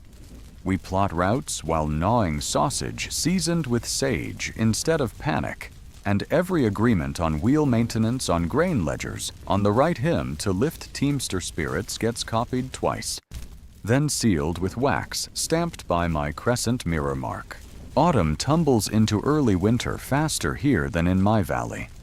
On the ministry's first outbound run, snow flurries swirl across the High Stone Pass, icing the rims so hard that sparks blink from iron every time the wheels jar. Halfway down the slope, a pin shears. While drivers curse the wind, I pry the hagstone off the hub and wedge it behind the broken spoke. Superstition or not, the stone holds until we nurse the cart into Pinebrook, where villagers warm the oxen with blankets stitched from old cloaks and brew ale strong enough to banish sleet from bones. That night, we sleep in the loft above their communal bakehouse. I anchor the cracked mirror outside the window so the moon can trace its fractures and remind me which fissures matter most. The ones in roads. Hearts, or wheel spokes. 3 circuits later, the difference is visible in smoke columns. Fewer chimneys stand cold, and the smell drifting over fields is bread, not burning scrap. The abbess of St. Aelred's rides out to bless the newest cart, pinning a sprig of rosemary to its canvas. A merchant who once doubted moving granaries donates tarpaulins stamped with his guild crest, declaring publicity a fair trade for public good. Even soldiers abandoned to garrison frostbit forts cheer the arrival of barley mash. In the guardroom, I overhear one mutter that no enemy ever starved who had a millstone on wheels. Reports flow south. Grain losses to weevils down by half riots in bread lines replaced by cider stands where mobile mills park on market day. The Chamberlain's courier delivers letters edged in gold, praising practical mercy, shared across provinces politics forgot. Yet not all fractures mend with flour. On the solstice, our northernmost cart fails to return. Scouts find it a day later, wheels sunk in a snowbank driver, gone oxen slaughtered for their hides. Bandits driven by a winter sharper than laws left a crude note send coin next time. The news punches through the ministry office like a stray arrow. Some councillors back in the capital urge armed escorts on every route. Others argue we must not turn bakers' wagons into battle wagons. I travel to the ambush site alone, standing in silence where grain bled into snow. I bury a sack's worth of spilled kernels beside the pin-scarred hagstone now chipped. Over the grave, I plant the cracked mirror upright glass facing east to catch dawn. When light finally strikes it, the hill glitters as if scattered with new stars. I leave the mirror there a beacon for travelers who might follow, or a warning to those who would steal tomorrow's bread. Returning to Northwatch, I propose a covenant instead of a caravan of swords. Each parish along the vulnerable ridge will provide 2 warders, not soldiers, but local farmers, accustomed to sling and staff who ride with the cart until it reaches the next parish, then hand protection to new warders and return home with flour as payment. Shared risk, shared reward. The idea feels like balancing a millstone on a blade, but villages vote I eager to guard a procession that guards them in return. On the Covenant's first run, I march at the rear spear reversed as a walking stick, and the warders sing a threshing song that cracks the frozen air wide open. By early spring, barley shoots green across fields once gray with famine. The Ministry headquarters wheels south for its scheduled rotation. Though Northwatch keeps a branch office in the renovated Guildhall, its roof finally thatched tight. I ride with the last convoy out the Smith's Boy beside me, watching smoke from rebuilt homesteads curl steady and blue against a sky clearing of both clouds and fear. In my satchel rests a new mirror, unblemished, a gift from the abbess. I will mount it in the next office, saving the fractured one to mark the ridge grave as long as glass holds shape. The hagstone edges, ground smooth by thousands of revolutions, dangles from my belt again. Its hole is wider now, as if road and wheel conspired to open a window through stone so sky can pass. As sunset flares over the pass, I look back one last time. Lanterns wink along the serpentine road. Grain carts heading out, empty carts rolling home for refill, a necklace of light stitching the kingdom together. The cracked mirror on the hill captures the glow and answers with its own fractured brilliance shards of past hardship, reflecting a path that no longer belongs solely to me.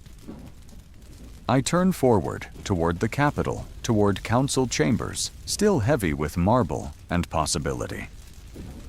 Tomorrow's debates will tangle over tariffs and storage fees, but I will carry into that hall the scent of warm barley and the memory of children pointing at rolling mills like fairground wonders.